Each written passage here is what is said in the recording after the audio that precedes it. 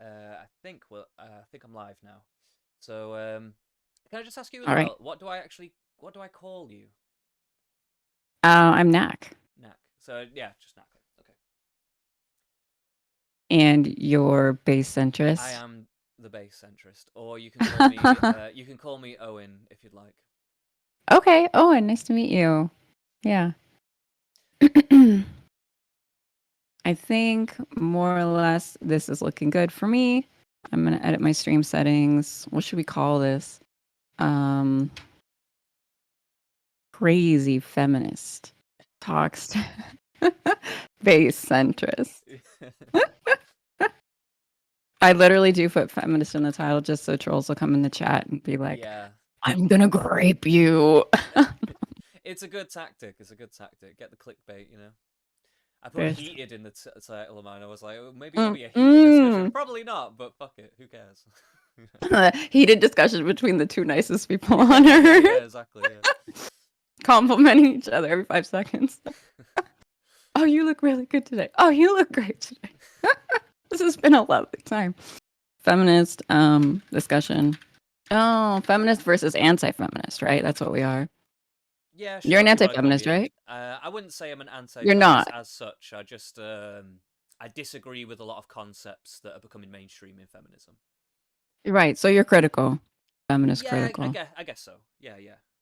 But this is A lot of just people misinterpret. branding. Yeah, a lot of people misinterpret that, but I understand why because a lot of people do rag on feminism and stuff. But you know, Yeah. I do like equal What? rights and stuff like that. But I do think it kind of comes with its own shit. You know. I'm sure you like equal rights. I mean, we've been in the DMs. You're not crazy. And neither am I. Oh, well, that remains to be seen. But no, I'm kidding. I'm kidding. For feminist versus anti-feminist discussion, we're talking about what were the main things that you wanted to talk to me about? The original thing that I ended up speaking to you about on Twitter was a remark that you made, which was probably an offhand remark, to be honest. You probably didn't even really think about it. But you About was, getting railed. yes, about being railed. Like you said that you're a feminist, but you want to be railed, and this is a contradiction in your mind. But we're all just full of contradictions, so who cares? Why even analyze it or even I try don't think to of it as view? a contradiction. Oh, you don't think of it as a contradiction? Okay. No. I I was trying to respond to like someone who came in to because I was hosting for Wick. All right. Um and they're like, well, I think, fucking feminists are just full of contradictions. And I was like, I mean, there's a way in which everyone holds inherent contradiction in their minds, right? Because Sure. people aren't perfect. But also, I don't really think you necessarily hold contradictions in your mind just because you're a feminist. A lot of what he was implying, I think, is that like I just want special privileges and treatment, and I want to basically put my boot on the neck of men, Mm. which isn't the kind of feminist I am. People usually come to me because with that impression because they have that in general from I guess other feminists in the Twitter space, Sure. on or on the Twitch space. Um, so I tried to level with him. I was like, I could understand why you might think that we're inconsistent because on the one hand, I do want to be thrown on the bed and railed. On the other hand, I want to be able to vote and like have a credit card in my name. Yeah. It might seem like a contradiction, but it Uh, really I, I, isn't. those things aren't a contradiction inherently. I think it's more the idea that in feminism that women are like independent from men, or like a man being dominant towards a woman is somewhat sexist or misogynistic or whatever. So like I think that's kind of where the kind of idea of the contradiction comes in, rather than like you can vote or whatever. I don't think that has anything to do with like your sexual desire. Yeah, I don't think so either. But I Mm. wasn't sure whether you thought that or not. Yeah, no, So well, I I think I just did get went the wrong live. end of the stick, by the way. I think I did get the wrong end of the stick then on that whole thing, because I thought you were kind of making the implication that, yes, there are contradictions in how I think, but oh, fuck it, kind of a thing. That was the impression I was getting. But I guess, to be Mm. fair, I had only seen a very brief clip, so I didn't get the full context, so that does clear it up for me, to be fair. There are probably contradictions in the way I think. I think there are contradictions in the way everyone thinks. And Mm. I mean, we talked about this on that panel too. I think that the process of discourse is, to an extent, detangling some of that, like making us aware of our biases and what our opinions actually are. And then just Shatterhead case coming through in the chat. Hell yeah, brother. I mean, I might not pay as much attention to chat because I am talking to Christ Scourge. Christ Scourge, would you introduce yourself? Oh, I should. Just say hello, who you are, what we're doing? Because Christ I just Scourge went is live. yes. Okay. Oh, okay. So Christ Scourge is my Twitter handle, but I'm actually known as Based Centrist on YouTube, so you can go check me out on YouTube if you want. I do stream on Twitch as well, but I tend to use YouTube more. Um, Mm-hmm. I don't know what else to say about myself. Basically, this conversation came about because of a bit of a misunderstanding on Twitter, I think, and I've been having a bit of to give a bit of context as to why I came in so hot about it as well. Is because I have actually been kind of arguing with feminists lately, so I think I was a bit primed to take it in like in a wrong Yeah, way. me Um, too. so Oh, wait, hold on. They can't hear you. I have they to can't hear add me. in your fucking. I gotta add in Oh the audio. shit. It should be coming from Discord, but it wasn't. And Oh, so I'm just gonna have it come through the general. There, now you can hear him, right? hello. You Are can we coming probably through? hear him now, right? Test, Shatter. test, Yeah, test. I think it's fine now. I'm Okay, pretty sure it's fine now. sweet. Okay, so Sorry about that. I'll reintroduce myself. I guess I'll try and make it brief. I'm so sorry. It's I'm okay. so No, sorry. don't worry about it, man. It's fine. Basically, my name's Christ Scourge on Twitter, but my actual handle on YouTube is Base Centrist. I had to get a new Twitter account because my old one got banned, basically. Um, Why are you getting banned? I got into a bit What of are an you doing? argument. Are you being bad? I, I get into a lot of arguments on Twitter because it's a place for me to kind of vent and challenge ideas, or at least that's how I see it anyway. Um, That's how I see it and too. basic, That's why we were yeah, bad to each other on yeah, Twitter. I think so. Yeah, I try not to be bad to people off the bat, to be fair, but I will come in strong. But It wasn't really that bad. I thought you were yeah, fine. I've had a lot I worse, did tease definitely. you a lot though. Yeah, I tease back. You know, He's had worse. I give as good as I get, I think. But basically, You might have given a little better. you what? Sorry, you think I could give a little better? Okay. I Uh, think you might have given me a little better oh right. than I gave. But basically, oh fuck, I lost my train of thought. I'm sorry. We got into a bit of a hubbub because of a throwaway remark that you made about contradictions and feminism and stuff like that. But as we were just talking, Getting railed. we kind of just cleared that up a bit. I think I had the wrong end of the stick, but it kind of led us into a situation where we were kind of talking about feminism and stuff. You asked me to come on your show to have a chat about this kind of stuff. And when we were talking about what we were Mm-hmm. actually going to be talking about, I did mention that I would like to talk about the idea of, is feminism outdated in 2023? And Yeah, which obviously I don't think so. yeah, You are probably referring to like third wave feminism, or what do you think about when you say feminism when and I say what? okay, so I should differentiate between, because I am aware that there's different schools of thought in feminism. I'm not like ignorant, but I mean more the I can mainstream. tell you're not ignorant. Okay, I mean more the mainstream feminism that's pushed into the cultural zeitgeist, you might say. Um, so like, What do you mean, like online feminism as opposed to like academic feminism or like everyday feminism that maybe like the lay well, person thinks about they're all a bit incestuous, but like basically, conflated? they're all Yeah. yeah, because like a lot of academic ideas have been kind of filtered through into the mainstream, but then the mainstream has also kind of either perverted them or is using them in ways that maybe wasn't originally intended. Um, but also, I think it's also shone a light on some of the more kind of ridiculous ideas. And also, there's just some ideas in feminism that are now becoming more mainstream, that were fringe ideas in feminism for a long time, but are now becoming more mainstream, that I disagree with a lot more heavily. One of the main ones that springs to mind is the idea that gender and sex are separate. I just don't Mm. believe in that. Well, they're definitely not separate. They're definitely related hardcore. Yeah, but there's a very popular mainstream idea that they're not, and like Judith Butler is obviously the person who kind of popularized this idea that gender is just a performance, and that basically everyone's just it's almost like blank slate theory kind of a thing. It's like all it is just a Did she performance. did she mean it's just a performance, or did she mean like it is a performance? Like I Um, haven't read Judith Butler since college. Um I've not ever read and her that was extensively. what I just pick up the concepts and I kind of know a few people and you, stuff. who was Yeah, responsible. yeah, yeah. Yeah, So so I read a bit of her. I wouldn't say like it I thought it was as life-changing as a lot of people seem to think Judith mm, Butler was at the time. And I don't know, she probably does make some pretty strong statements if I'm remembering correctly.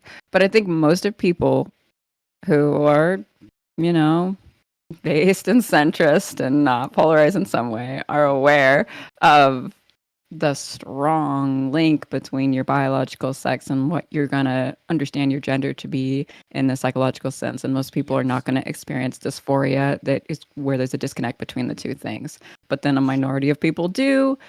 And we have an understanding of like a gender spectrum theory that sort of, hypothesizes this might be what's going on.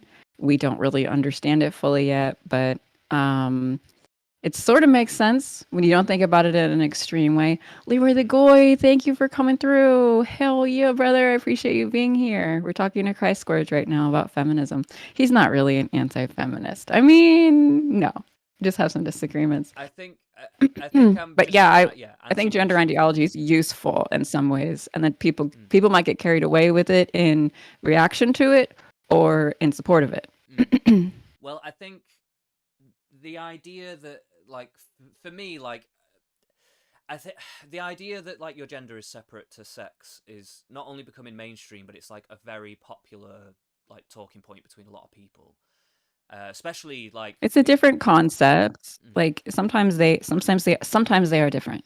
Most of the time, 99% of the time, no. yeah, and And like I wouldn't really use an I think outlier to that prove a rule, like to be honest. So you know, right, so, yeah. so like to me, it's like yeah, gender and sex are massively connected. Biology is something we need Hmm. to get to grapple with, and running away from it and denying its existence is just doing damage on a societal level as far as I'm concerned. Like it's like literally denial of I just reality, feel and like I hate that. I just feel like rational people don't do that. Like though, Mm. people who aren't lost in some sort of ideology aren't living in denial of biology. And I also don't think trans people live in denial of biology. Most of them, I think they're like Yeah, fully aware, and that's like the problem it that could they're be, but dealing with. it does seem that the activists who are pushing for legislation are pushing for legislation based on the idea that gender and sex are separate, and that is what they're trying to put into place. Like that is what they're lobbying for. Mm, they're lobbying for like the legal right to have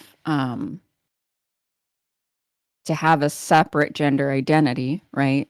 And so some of the No, way no, that no, they're no, no. They're lobbying explaining to why we might access. No, they're lobbying to access like women's spaces and shit like that, like single sex spaces, like domestic violence shelters and prisons, and maybe women's wards and stuff like that.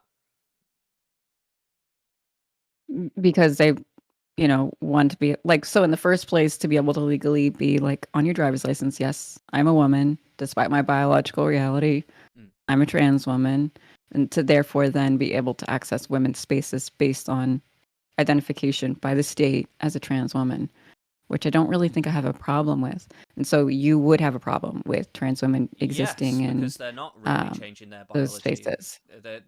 It's like a cultural politeness to give them the pronouns and to, there's no need to be malicious to trans people for no reason.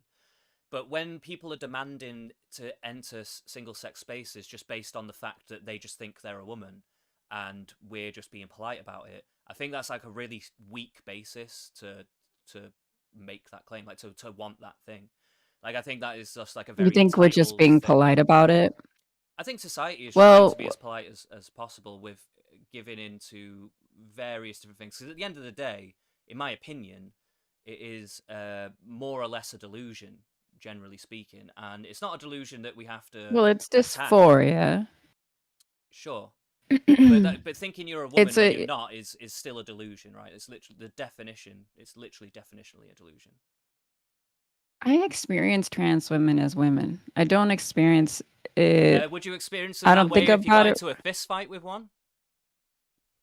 Well, I've gotten in fistfights with women, and I wasn't really thinking about their gender. I was just thinking about Yeah, but the you'd fact know that they're about it if it beating was my a bloke. ass. You'd know about it if it was a bloke. That's what I'm saying. Well, she was a lot bigger than me. It could have been a bloke. I don't know if I would have. Yeah, I guess she would have been stronger if she was a bloke. But it was three women. They were all beating my ass. You know what I Well, one mean? on I'm three is actually. not great, to be fair. It wasn't good. No. No, so I understand there's biological differences. And Yes.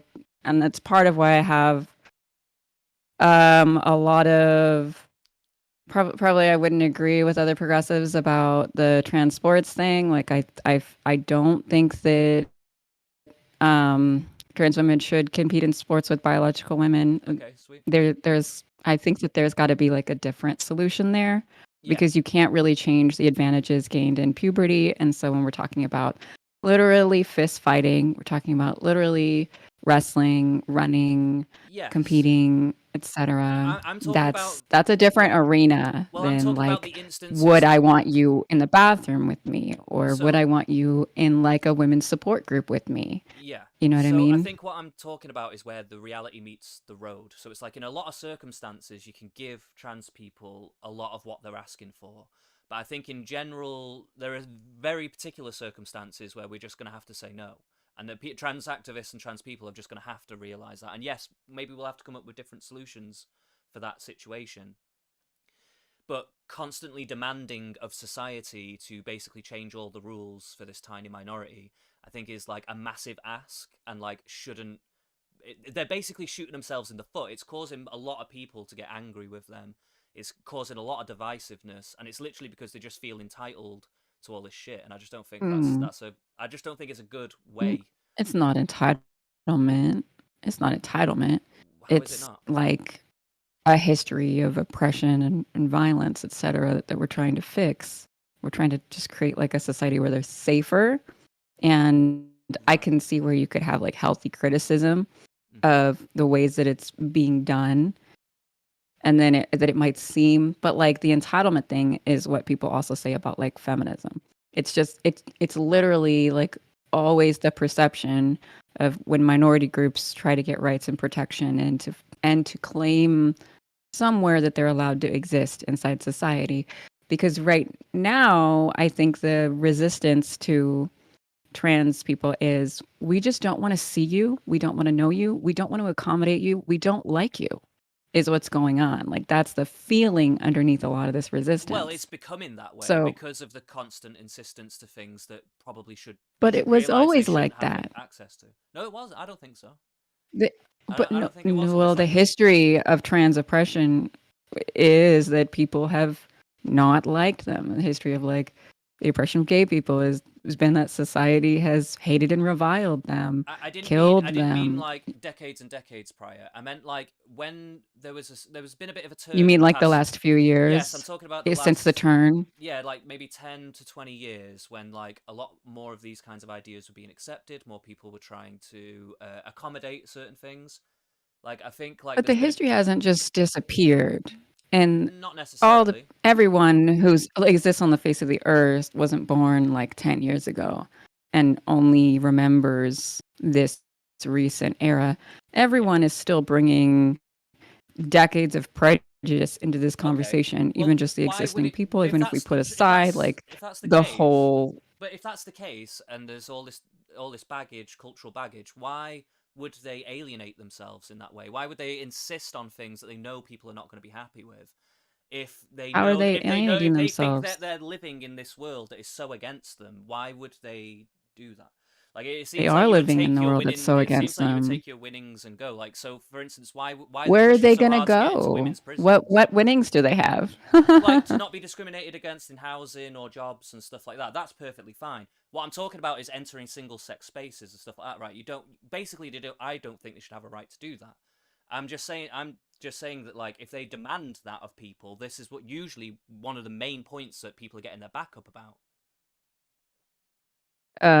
Bathrooms, women's shelters, etc. You're Yeah. saying this is like gonna ruin the whole trans If movement. they keep Just pushing take for what you these got and kind particular of. things, yeah, like trans women in sports or in single sex spaces and stuff like that, I think if they keep pushing on these particular points, they are going to completely destroy all the gains that trans people have made. I don't think they'll destroy all the gains. I think we are as a society are trying to figure out what is owed to them in terms of basic human dignity, and also society is still figuring out how we feel about trans women and trans men. Sure. And in general, it seems like society is a lot more accepting of trans men than trans women. Yes. There's We're not distinct as worried reasons for that, about though. There's letting. distinct reasons for that. Well, and you can talk to me about what you think those reasons are. Probably a lot of it is that we don't see trans men as violent threats, but we see biological men as inherently threatening. And so we don't want to let go of the gut instinct to feel about trans women that you're actually a man. So I don't want you in the bathroom because you would rape me. I don't want you in the women's shelter because you would hurt me. You're just lying to invade me as a woman, etc. Hmm. And I think that if you've gone through the lengthy process to become a trans woman legally, to have facial feminization surgery, to have any kind of surgery, to be presenting every day as a woman, to really truly have the internal identification as a woman, which real trans women do. I mean, I've known them. I've consumed their content online. I have come to believe that trans. Oh, oh, she's gone. What happened? We'll see if we can get her back. I'm still in the call, so I assume she just needs to come back in. Oh, that's annoying. That's really annoying. We were just getting somewhere with this. We were just getting somewhere with it. Oh, here we go. Is she back? Are we back again? What? I think we might be back. I haven't got you on video, I don't think. Tends to. Oh my gosh, it's putting our fucking. There. This might be better. I put our DMs up on the screen for a second. Not anything scary, but because I was screen We sharing Discord. well, luckily Fuck we my weren't. ass. Luckily we weren't sexting or anything like that. It's fine. Not yet. No, well, hello. Uh, All right, we're back. Okay. Well, are you coming back so. on camera or is that can't we do that? Oh, I'm not on camera with you anymore? Okay, sorry. You're not on camera. Yes. All right. You can see me again? Not on Discord. I don't think. Oh, Wait a minute. Wait. Hold on. Yes. Yes. No. I've got you now. I've got you now. I should be there. I should be there. Yes. Yes. Yeah. Okay. I've got you now. Don't worry. We were talking about that I think trans women are women. Right. So like, in yeah. the in the sense that I have welcomed trans women into the sisterhood, like Sure. in that ephemeral sense of like I recognize you as a sister. That's fine. And I think the concern that people have is like, oh, what if there are fakers? And Sure. what if trans women are a dangerous population of women to allow into women's spaces because they have a biological reality that is male, and we are afraid of men on a societal level and don't and have decided Well, it's not just on a not to give societal them level because access to like these spaces. no, it's not just on a societal level because when you're talking about something like prisons or if you're talking about something like domestic violence shelters, they're already dealing with violent men. So that's Yeah, why the blanket rule is that's a already there. specific Yeah, population that because has like fear of men. vast majority of men Yeah. are non-violent, right? Vast majority of men are non-violent. So like you could realistically probably have most men come Mhm. into a domestic violence shelter and nothing would ever happen. However, they give a Mhm. blanket ban because it's just safeguarding, and that's the point. And that's because Yeah. men's libidos are completely different, their sexuality is different, and their aggression levels are completely different. And I think that I don't think a lot. I don't think On a whole lot of average. that is on average, yeah. And I don't think a whole lot of that is lost during transition. In all honesty, Mm. I see. So like, it's You're a not. feminist, but you're a turf. I'm not. I hate radical feminists so much. I really do. Um, but no, Yeah. it's more about that. Like, But I you're think just trans exclusionary, not but trans you're not a exclusionary. feminist. It's just that we've got to think of different ways to deal with the issue. So, for instance, instead of advocating for legislation that demands trans people must enter all women's single sex spaces, you could leave it up to the domestic shelters themselves to create policy to say, we'll accept mixed people or whatever, right? We'll accept mixed groups, but not forcing them all to do it so that they can still have exclusive But sex they spaces if they won't. want. They won't. Well, that's why we have to make laws. They won't. They won't let trans women in. But if There'll be like one niche women's shelter that does that in San Francisco, and that'll be it. And there won't be widespread access to safe havens like this for trans women. So where do trans women go when they are battered and abused by men? I don't know. I don't know. I mean, like, it's a difficult thing because They can't. if they're being battered If and they abused by if they men, experience trans misogyny, if mm, they experience trans misogyny as women because they walk around in the world as women and so are perceived as women by men, are vulnerable to the same kind of misogyny a woman would be, I don't I are disagree with the actually more idea that vulnerable most to trans violence people are from being men in some considered to be women ways. by people. Oh, say that again. I was talking over you. I have a bit of a contention with the idea that like all trans people are just being considered to be women by everybody around them. Like I think the vast majority of trans people are known to be trans. Like people would recognize that they are trans. Right. And then it actually makes them more vulnerable in a lot of ways to male violence. Like, Yeah, essentially. there's a way that trans Males are women are the biggest particularly victims of male vulnerable to that. violence, so it kind of makes sense to be honest. Yes, males are the biggest victims of male violence. So that does make sense, but then I think it's more than just that. It's it's probably more than just that, right? It's There's like probably the discrimination going into that whole situation. yeah. Yeah, 100%. But But you as a man are way more likely to experience violence from a man than a woman. I as a woman am way more likely to experience violence from a woman than a man. And just as a then man, but I'm we more still likely set to society experience up. violence. Full stop, from men or women. Well, but you're more likely to experience that violence from men than from women. More likely than from women, but men are facing violence from both men and women. Yeah, and women experience from both men and women, but Yeah, it's but more the likely rates to of be violence from with a women are woman. so low intrapersonally that like it's the most of the threat is from men for women rather than from over women.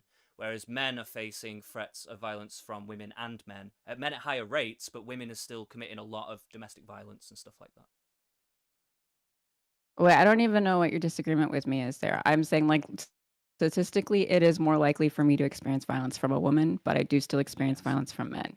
And it's like yes, the thing that we're more afraid of biologically speaking, probably because it could be more catastrophic, yes, but more on average, like the times that I've gotten punched and beat was by women, and right. that's just anecdotal, but it does sort of represent the statistic.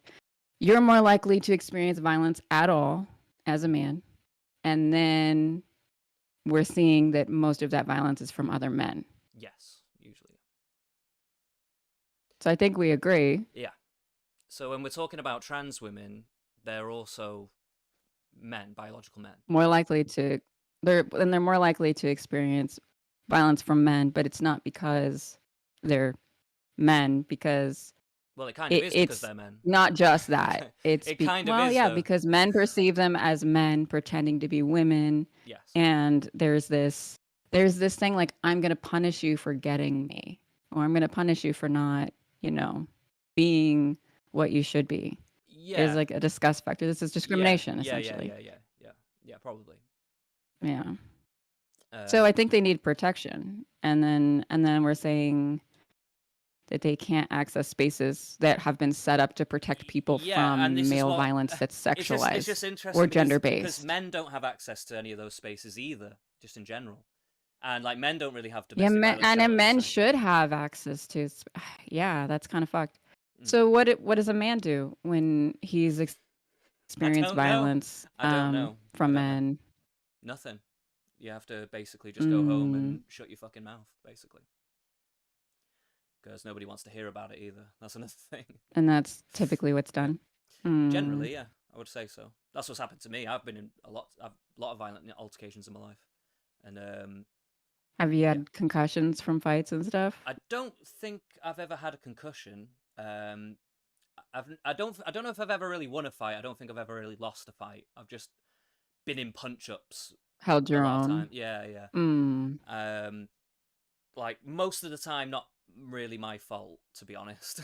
It's like even my friends getting, Yeah, no, I'm not. yeah, I yeah. bet it's not. But like the thing with it is that like it's a difficult thing. Like I don't know, trans women in particular, it's a difficult one because there's a lot of baggage that's coming in with them being men, right? Of biologically men. So like not only not You only are gotta be they sweeter not with your language, base centrist. You gotta be why just a little nicer. Like why I get that you don't. I get that you don't view them biologically as women, but I wish that you could get to a place where you understand that they are women in the mental sense, and so are they? they inhabit the female experience. Do Yeah, they? they are. Or are they just emulating it? Yeah. How would they even know if they never even grew up that way? Well, am I just emulating it? You know what I mean? No, There is because this is you are performative. I put on a biologically red no, dress. no, you are biologically yeah. I'm biologically female, but I am performing woman for you and for me. You know what I mean? And for a long time, I didn't. And people used to make jokes, right, that I was a man or I was a dyke or whatever because I wasn't playing the game. I didn't have. Doesn't make it any less Oh, of a can I woman. read this from my chat?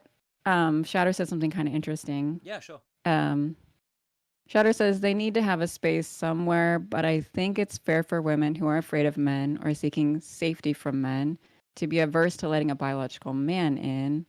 Again, I don't think we should be calling trans women biological men, but I understand you're saying there's a difference in biological reality, and so, etc.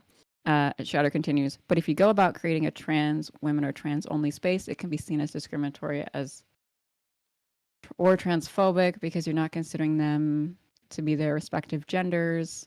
Well, Mm, and also, I don't think en masse that it would really make sense to establish trans only domestic violence shelters. It might need to be that there are like gender neutral domestic violence shelters that men could go to. yeah, this is what I was saying Like, literally just before. That was my suggestion. Is that like you yeah, leave that's it what up you to were the saying. leave it up to the shelters to decide who they let in, rather than making legislation forcing them to do something. Mm, well, we would Maybe you probably could need some help with the incentivize. law to incentivize You the could creation of these incentivize it. Yeah, spaces. you could incentivize it by saying you'll get extra funding or a grant or something like that if you are Yeah, eligible to. I Yeah, think that's something we would agree on. Full mm, stop. Incentivizing because we do need some force of like the state to help this come into existence if yeah, we see a need for it socially and it's sure. just not occurring. Yeah, That's how a lot of things come to be with the yeah. helping hand of the state. Like this is the thing, is that I'm not against trans people having something for them to deal with the violence or whatever.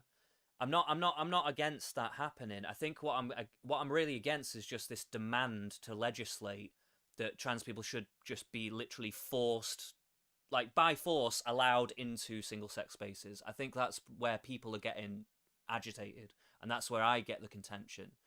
And I think, if, like we've just I discussed know. here, And there's then probably a you're, smarter way to go about this that we've just discovered, that we've just discussed, which could actually be very effective and yeah. helpful, but is not being discussed anywhere in the mainstream by anyone because all they care about is demanding this legislation. And I think that's what's hurting the trans movement, really. Well, I think that the sides have trouble communicating with each other. Mm. And Yes. I Yeah. I think that some of your language and the way that you talk about trans women is like it's like disrespectful, and so then Right. maybe when the two sides are talking to each other they're also using language like that on I find it one interesting that side. you would consider it acknowledging reality disrespectful, but I also find it interesting that you don't find it disrespectful that It's men are not. emulating being women and then trying to get into women's single spaces, that's not disrespectful. But me saying, acknowledging they're a biological man, that is disrespectful. That's interesting to me that you would make that distinction. So I don't think acknowledging the biological reality of trans women is disrespectful. I think calling them men is disrespectful. Right. And so I think that there's a way that you could acknowledge the biological reality, that they were born I male guess and I could had a just male call them trans women, puberty, I that suppose. they would. Yeah, I think that that would be better. And that would actually acknowledge the biological reality because it's inherent to the term trans women. True, true, true, true. Okay, no, I'll take that point. And Fair then enough. that might be a, yeah, and I think people would hear you better. I just think you'd be heard better. Yeah, Um, I do just have I think, a real stick up my ass about, yeah, and lately I've been thinking about it a lot more about any ideology. It's not just trans or anything, but any ideology that is outright on its face asking me to deny reality, I think is fundamentally wrong, just on like so many levels. So like that's why I'm no, a bit more like pushback on it. But I see what you're saying. In order to be heard, you have to think about your rhetoric and stuff like that. So trans women's probably in good order to be compromise. heard. A good compromise, I think. That, and that's a way that I could explain it to you that I think would be least disgusting for you to hear and hear me. Mm. Because there's other reasons why I would want you to have different language too, but like you don't give a fuck about kindness to trans people, right? So I No, I could say, do, well, maybe you'd be heard I do, better. but Oh, you do? I wouldn't be Okay. needlessly horrible to a trans person if I met them. I've met many trans people in my life actually. I'm a cross dresser myself. I used to do DJing and drag and stuff like that. So I've actually had Hot. people try to. I've had. Oh, thank you. I've had people try and fight me and stuff like that because of me being in drag and stuff. Mm. Um, so like So you actually even understand some of this. I do understand some of it, but at the end of the day, like I think it's bigger than just what I want. It's bigger than just what my selfish desires are. Like if it was up to me, then yeah, men could enter all the spaces that they fucking want. But it's not up to me. We live in a society, you know. We have to be more compassionate and empathetic to the society at large, not just the trans people, not just we have to think Well, about everything at once. the issue has been that historically we haven't been compassionate to trans people. True, true, So true. I am not. Obviously, I do care about society at large, but right now, what we're trying to figure out is okay. So how do we also include trans people Yeah, in that yeah, compassion and that consideration? yeah.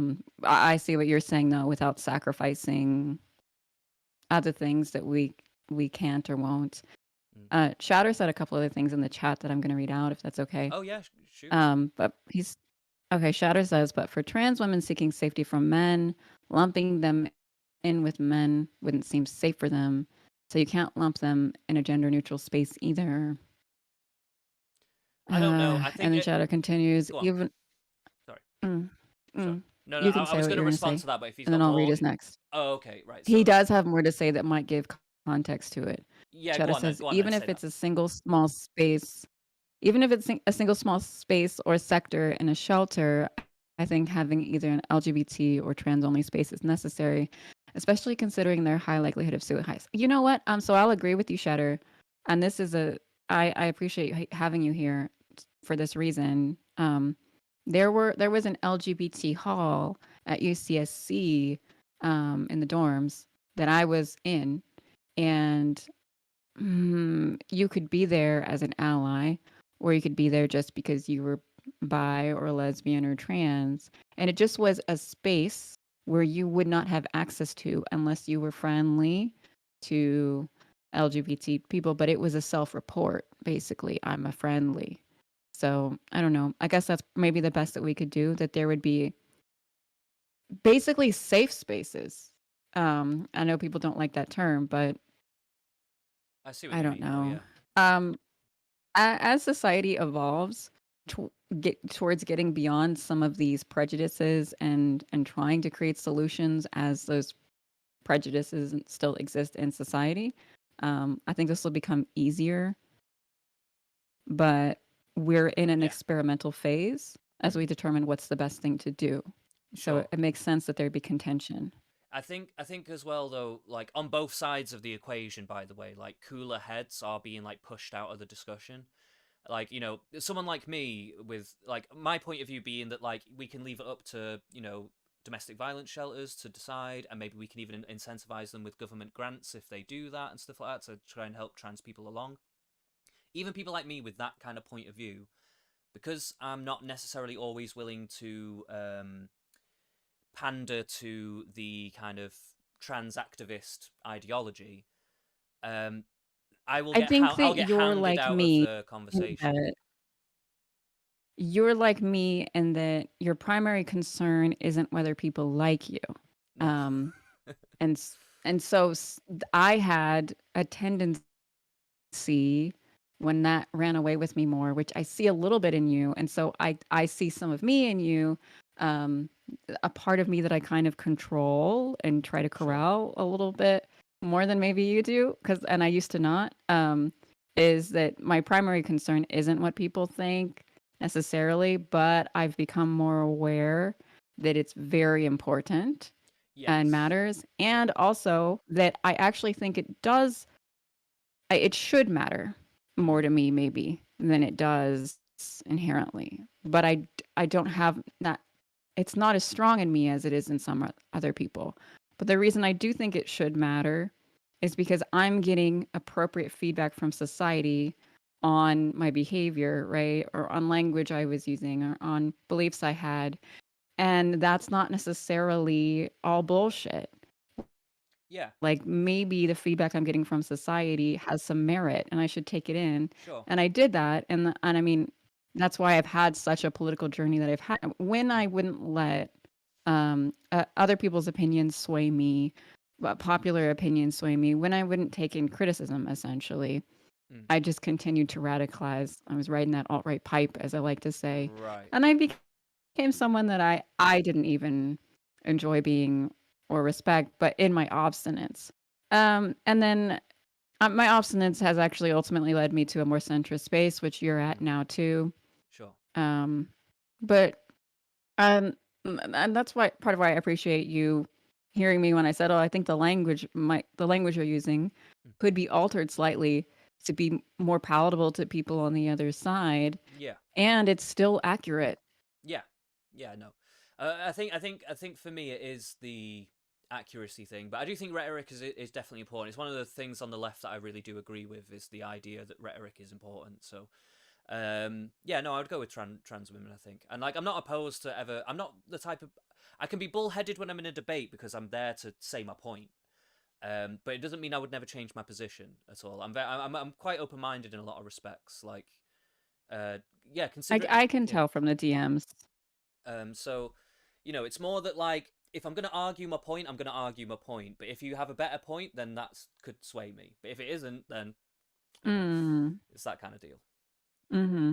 But I was gonna say something about something you said a minute ago, but I lost my train of thought again. I'm really bad with my train of thought. I'm a rambler as I well, am so too. I am um, too. Shatter would tell you that I go on tangents and forget what I was talking about. It like the whole reason I had the tangent in the first place. And yeah. What were we just saying just oh a my second ago? gosh, Leroy the Goy says, "I bet this dude shags." I'm sure he does, Leroy. Not anymore. I'm in a committed relationship. Are you MGTOW? I went my own way with a woman, I guess. I don't know. But no, I've been in a 2 year relationship. But when I was younger, I Oh, did get around. oh! Congratulations on your relationship. Thank you.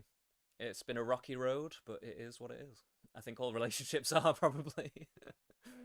Seems that way. I think that they are. Yeah, I think that's part of passion and romance. Oh, I love that you Unfortunately or said that. I love that you fortunately. said that. Nobody says that, but it's so true. Like the struggles that Yeah. you go through are the real romance. Like coming out the other side, that's the romance. Yeah. Yeah. I mean, yeah. When you can I look at each don't. other and I go, was just "We've thinking been the through other so day. much. We've been through so much." There's no feeling like We've that. got all this shared Yeah, trauma. yeah. We've trauma bonded so well. Um, The way that you scream at me, no one's ever screamed at me like that before. uh, hey, sometimes you gotta Yeah. scream. Um, I yeah, this is like the underbelly of romantic relationship that we don't talk about a ton. I mean, obviously I hope you're not in an abusive dynamic, but you're No, probably having a great time. no, no, no. Well, I won't go into. I don't want to go into too much detail about my relationship, but Your personal life I'll on say, stream. I'll say that a lot of people have baggage, and this relationship has taught me a lot about mine, and Oh, you're learning about your own baggage. and well, hers as well, I suppose, to a degree, but definitely mine. And it's been a journey, but she's a fucking tough old girl, and she's stuck in there, and we're still here. So, um, Aww. what was I gonna say now Yeah, then? 2 years is so new. 2 years is still so Yeah, new and special, and you're gonna discover things constantly about each other.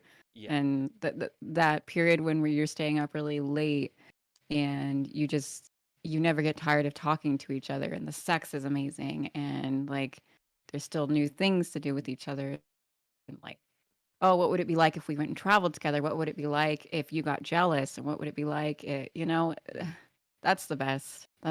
Yeah, that's really fun.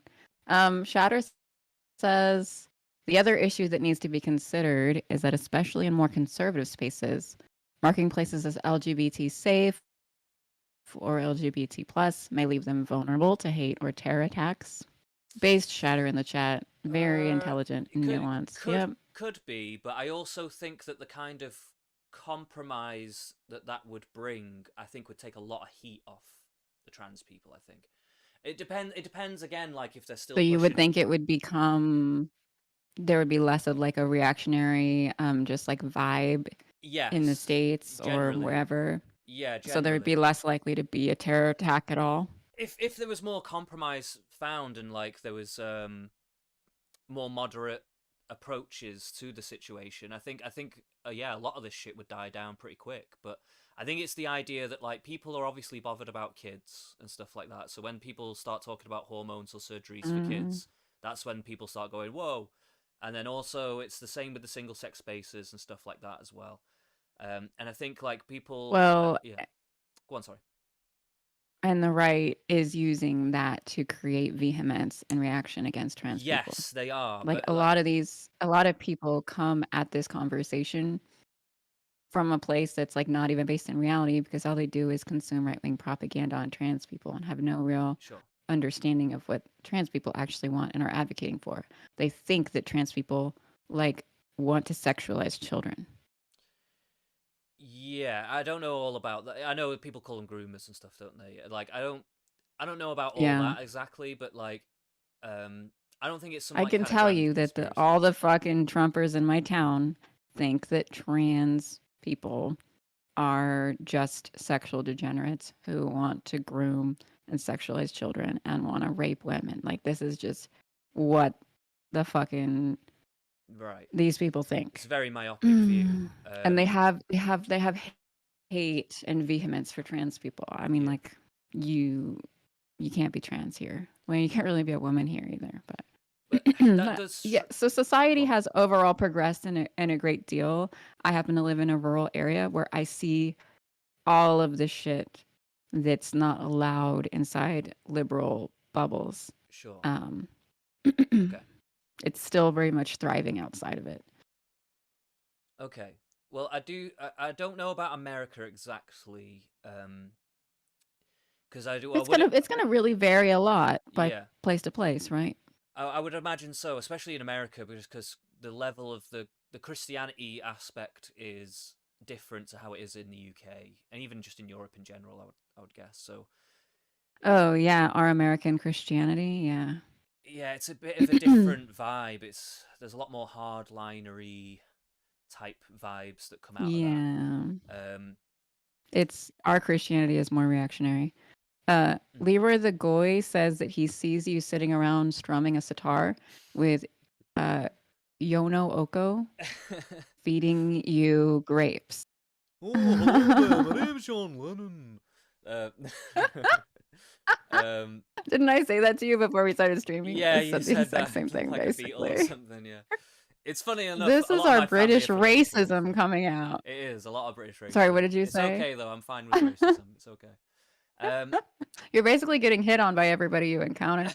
it seems like it. Shatter says, thus counteracting the whole point of safety. Mm. I do think that there's Yeah, always going to be Shatter. Yeah, I mean, I complications no understand where matter you're what we coming from. do. I think to what he said in the chat, by the way, I do think there's always going to be complications no matter what we do. I just think that ultimately we have to find a compromise, and it can't just be the main line that I'm finding from trans activists that are in the mainstream that are pushing for legislation is the idea that they should just be allowed in single sex spaces and stuff like that. That is the legislation that they're trying to push through. I don't care if they're a majority or a minority in the trans world. They are the people trying to get power, They so want that's why to we have to deal with them. they they want to have access to existing structures, Mm, and existing structures are are gender exclusionary. And yeah, so we're at an impasse where we can start to create spaces that are not strictly gender exclusionary, that serve the same purposes, or allowing them access to structures that already exist. And so, what's the argument that they shouldn't have access to the structures that already exist? And we have to go one by one through all of these different exclusionary spaces and figure out under what circumstances could or would trans women or trans men be granted access to these spaces? What different sort of gatekeeping would be appropriate? yeah. It seems like you think that there is really no form of gatekeeping that would appropriately um, allow trans women spaces into domestic violence shelters. I, I think that I don't think it would necessarily be that hard to include trans women in these spaces on the basis of their gender identification. Like, I'm not saying their I'm not saying that they couldn't be. their biological reality Yeah, notwithstanding. I'm not saying that they couldn't be. I'm saying that I just don't agree with the idea of legislating, like forcing them to be allowed into single sex spaces, Forcing like any single women's sex shelters. space they want, basically. Like that would be like Well, where I these draw the line. So where I would say this is why I would say I would take a different approach and leave it up to the domestic shelters themselves, and then if you give a government incentive like a grant or whatever to those that do accept men or trans people or whatever, then like that would incentivize like a more mixed or neutral domestic violence shelters or the just those kinds of services for people. So that would be my approach rather than what seems to be the mainline trans activist line, which is no, you just need to let us in every single sex space that we ask for, and if you don't, then you're a bigot, basically. mm, so that seems like a generalization of like your view of the vibe of the movement as a whole, maybe how it's I'm presented talking on social specifically media. about the activists that are pushing for legislation. So, like in my country, they're pushing for this kind of legislation. They've already got this kind of stuff in Canada, and there's various states in America, like California and stuff, that also have similar things like this, where they've basically just said, "Oh, the trans people want to have access to single-sex spaces. We'll just fucking give it to them then." And like that's And has it really been a problem to give it to them? not right Are now. we seeing that bear out in statistics that like Somewhat, trans women hurt women? somewhat, yeah. In the prison populations, when they've been allowing trans women into prison populations, they have been raping women Oh and young God, people and stuff like that. Yeah. that's different. A criminal, I think. Um, that's a different thing. Well, I was talking I about think. all single-sex And spaces, so that someone includes seeking prisons. asylum. Yeah. Okay, yeah. Well, I think we really have to think about these things individually, not just Oh carte no! Don't get me wrong. blanche. I do think that I think we should think about them individually. What I'm saying is the trans activists are not. Like that's the problem. Like they're not. Hmm. They're trying to do like a whole one brush fits You're all. saying because they Trans don't want to women, consider yes, biological and reality at the all, or the fundamental root of all possibility that that. Yeah, people uh, would. yeah. Sorry, go on. Shatter says it's not a problem right now because the places doing it are already progressive states like California. What do you mean, Shatter? I mean, if there is an issue with it, would be a problem wherever it was enacted, right? I have heard like the scare stories of like, oh, a trans woman in prison is raping all the women. And it's like, well, probably a violent sexual criminal shouldn't have been given access to Yeah, women. yeah. But that's like that shouldn't even have been coded as a trans issue. This is Not but it is necessarily. because that person had like I guess identified themselves as a trans woman. But is that a trans woman or is that a psychopath? You know what I mean? Well, I think there's a difference. but who are we to tell? And like Well, that's the thing. psychologists can tell. Are we gonna get all the Psychologists can psychologists give to do diagnoses. this with every single person who claims they're trans in the world? Like, I don't think that we haven't got the You are resources for supposed to that. do that. There is supposed to be a long process of like psychological evaluation where you get a diagnosis from a provider, not from yourself. You It can't just say, I depends. am trans. Self ID doesn't work. Well, I'm glad that you're not into self ID, but that's a mainstay in trans activism is self ID. Like they want Well, self but ID to not be a in thing. how we actually approach affirmative care. There's lots of gatekeeping, Yes, at the minute, which is a that good thing. prevents you Which is a from good thing. identifying. So yeah, so how like the fact that a woman, a trans woman, who like, so I'm saying the system failed in putting that person who's actually a rapist Mm. in a situation where they would have access to biological women. The system failed. But that isn't an issue of like that what we're trying to establish in terms of care for trans people, et cetera, and giving them like spaces in society is necessarily wrong. That was probably like one incident. I've only ever read like one news article where that occurred. There's been quite a few actually in particular places and states where they've been doing this, like, and also that since people in prison, men in prison, realized this was a Hmm. thing, the amount of men in prison identifying as trans like shot through the fucking roof like in the last few Yeah, you years. just shouldn't be able to do it. Maybe when you're in prison, you lose the right Transition. to yeah. Yeah, I don't know. You lose a yeah, lot of rights when you go to prison. true. I guess it would depend on the severity and the type of the crime. Yeah, But it might be something you lose the right to women only spaces yeah, I would say or that's and probably a I big don't think thing. we should and I don't think we should put trans men in male prisons because they No. would just be getting raped. Yeah, 100%. You think biological men And are do getting we do that? raped, and then you find out one of them's got a vagina? It's not going to be pretty. It's so I think that there's a very real reason why in prison you are organized by your biological Yeah, reality. yeah, You're 100%. organized by your sex. Yeah, And I think we can agree on that for prisons. yeah. I And think the only that's reason different from other arenas of trans Sure, sure, exclusion. sure. Okay, what I'm saying is, from my point of view, I would take each individual thing as it comes and figure out the compromises that work for that particular thing. The contention I'm having Yeah, with mainstream trans activism trans is that activists. they are not pushing for that kind of thing. They're pushing for like a broad stroke legislation that kind of forces trans people into single sex spaces, and if you don't, that's a hate crime. That's, because it's legislated, you can sue, you can do all these different things. They're giving them a lot of legal power to do all this shit that, like, realistically, I just don't think it's the right approach, and I think that's a lot of why a lot of people are getting so angry about it. Well, there's no need to get angry. It's not helpful, and it's dangerous when things start to get contentious like that and heated and not good for anybody. Exactly. Especially dangerous for trans people. And then I guess politicians don't care because they can weaponize it on either side. Really, like True. look on the leftist side, maybe look what they're doing to trans people. Yeah. On the right side, look what they're doing to women. Yeah. Look what Yeah. they're Yeah. doing to boys. You know what Yeah. I mean? Yeah. So there's just this moral grandstanding going on, and in the middle it's the layperson who is heard, it's the trans person who is heard, it's like Mm. the the person who become like radicalizes into a turf and then is socially ostracized because they've gotten overinvested in an internet bubble and are not even Yeah. really perceiving a reality around them anymore, and a reality around them in which they've never really even encountered a fucking trans person. So why are you so worried about it? I think ultimately society is shaking this out, Mm. and it's going to be fine.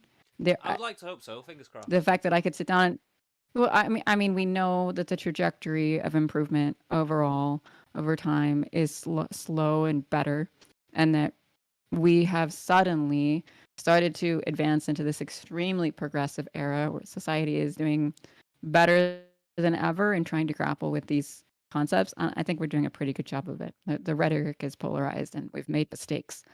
Obviously, we've made mistakes, but it's all going to be fine. I Well, I mean, hope the so. fact I that honestly we do. can sit and have this conversation Yeah. and like we could agree that biological reality is paramount in prison, even though I'm a progressive and you're a base centrist. You know, I I think that rational people who are able to put aside egoic in-group identification in order to just figure out ideas and what's necessary. That plenty of people are able to do that. And then when human beings cooperate inside social structures, like we become this sort of collective that's able to accomplish incredible things, Mm. the things that might feel impossible for the individual. And so I do see society moving forward in a positive way on the trans issue. Um, I would conversations like hope this so. are a part of it, a very small part of it. I do think like if they are going to get anywhere though, they do have to reevaluate their approach in order to get what they want. I think, or at least I think it's uh, constantly being banish. reevaluated Mm. Well, I mean, because it I doesn't haven't seen the exist inside a mainstream trans vacuum. I haven't seen the mainstream trans discourse change all that much in the past 5 years. I have. Okay. I've Yeah. seen it become a lot more nuanced. Okay. Um, I've seen the conversation, especially around sports. It's become, True. it's Actually, gotten to now the that I think point about it, where because I have seen a few trans people, even on the kind of liberal or left wing side of things, even having like those kinds of views as well, and saying that oh maybe it's not for the best or that kind of thing. So actually, no. yeah. Actually, to be fair to you, I think you're actually probably right. I think I'm more or less looking at like lobbyists and stuff rather than just like YouTube talking Mm, heads and stuff. But the you yeah, to the way that the real people are talking about it has improved over time. We're definitely learning from okay, our experiences and from the conversations, especially now that it doesn't feel as scary to have the conversation. I think there were several years kind of in reaction to Trump's presidency, at least in the United States, where it wasn't okay to, it was very hard to communicate as a leftist, oh, even with other leftists. And I wasn't a leftist at that time, but it was hard to have the conversations because everyone was so butthurt that Trump was sitting yeah, in the chair. You know what I mean? It was kind of like, how dare you not be fully in line with the program when we're facing this existential threat of, the the white supremacists sitting at the head of our country. I think that things have calmed down a lot. Shatter said something in the chat. Shatter says it's difficult to communicate outside of voice chat. I was talking about the already created safe spaces you mentioned that were in place in Canada and some places in the US. And Shatter continues, all right, Knack, for the past 9 hours, I've been conscious. I've been watching your stream. I think it's time for me to do something else. I'll keep you in the background, though, both to boost analytics and because this interests me. Thank you, Shatter. I appreciate it. You don't have to be active in the chat, but you're the homie. I appreciate it.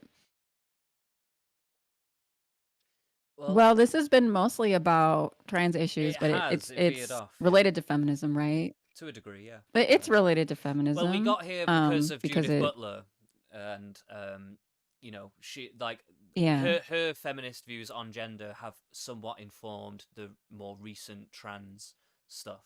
Although obviously the more recent trans stuff actually has its roots with John Money instead, but it's kind of hey ho. I've They never kind heard of of both John blend. Money. Really?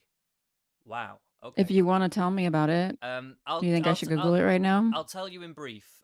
Basically, John Money Okay, tell me in brief. was a surgeon, doctor, surgeon slash. I think he was also like a bit of a psychologist, or at least he posited himself as one. And I can't remember what year it was. It was a while ago. It was quite a long while ago, but I can't remember the exact year off the top of my head. But I want to say something like 1950s or something like that. But it may have even been before that. I can't remember. Basically, he did an experiment on these twin. I think they were twin brothers, or they were just brothers, like maybe like a year apart or something. And these brothers, he basically, Oh, I've heard of this. yeah. I've heard of this. So yeah, he basically tried to turn them into He women. tried to force them Yeah. to go against their gender and Yes. their biological reality, Yeah. He which like was fused to their gender, as for most people it is. yes. So basically, yeah, one of them killed themselves. The other one died of an overdose. Mm-hmm. Mm-hmm. Because of how fucked up their life was. Also, he got them to sexually molest each other, and he sexually molested them. and it's Hmm. just a really I did hear horrible, about this. really horrible man. But he And came up with the idea of a gender spectrum, right? And pretty much, yeah. that's why he's So relevant. so like Yeah. John Money and Judith Butler are kind of like at the basis of the kind of broader ideology surrounding. I'm not saying that everybody Well, knows so who it he is or they are use his consciously. I Yeah, I'm not saying they consciously read John Money and go, "Yeah, this is amazing." I just mean like they don't no, even they know don't probably. probably no. Yeah, but that's Well, but and they would probably not. Yeah, that's horrific and evil. mm. Um, and trans people would agree that Oh, I'd imagine so. forcing forcing someone to live in in contrast to their actual gender identity is evil. Especially an abusing children, obviously horrendous. But they're just using. You're saying that's where the idea of a gender spectrum originated I with think John Money I or whatever think it his was name was. him. It was him that kind of he coined the term gender to mean separate from sex as well, I think.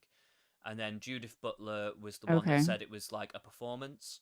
And then I think it's these kinds of Yeah. Well, ideas which it is. that have kind of like gelled together.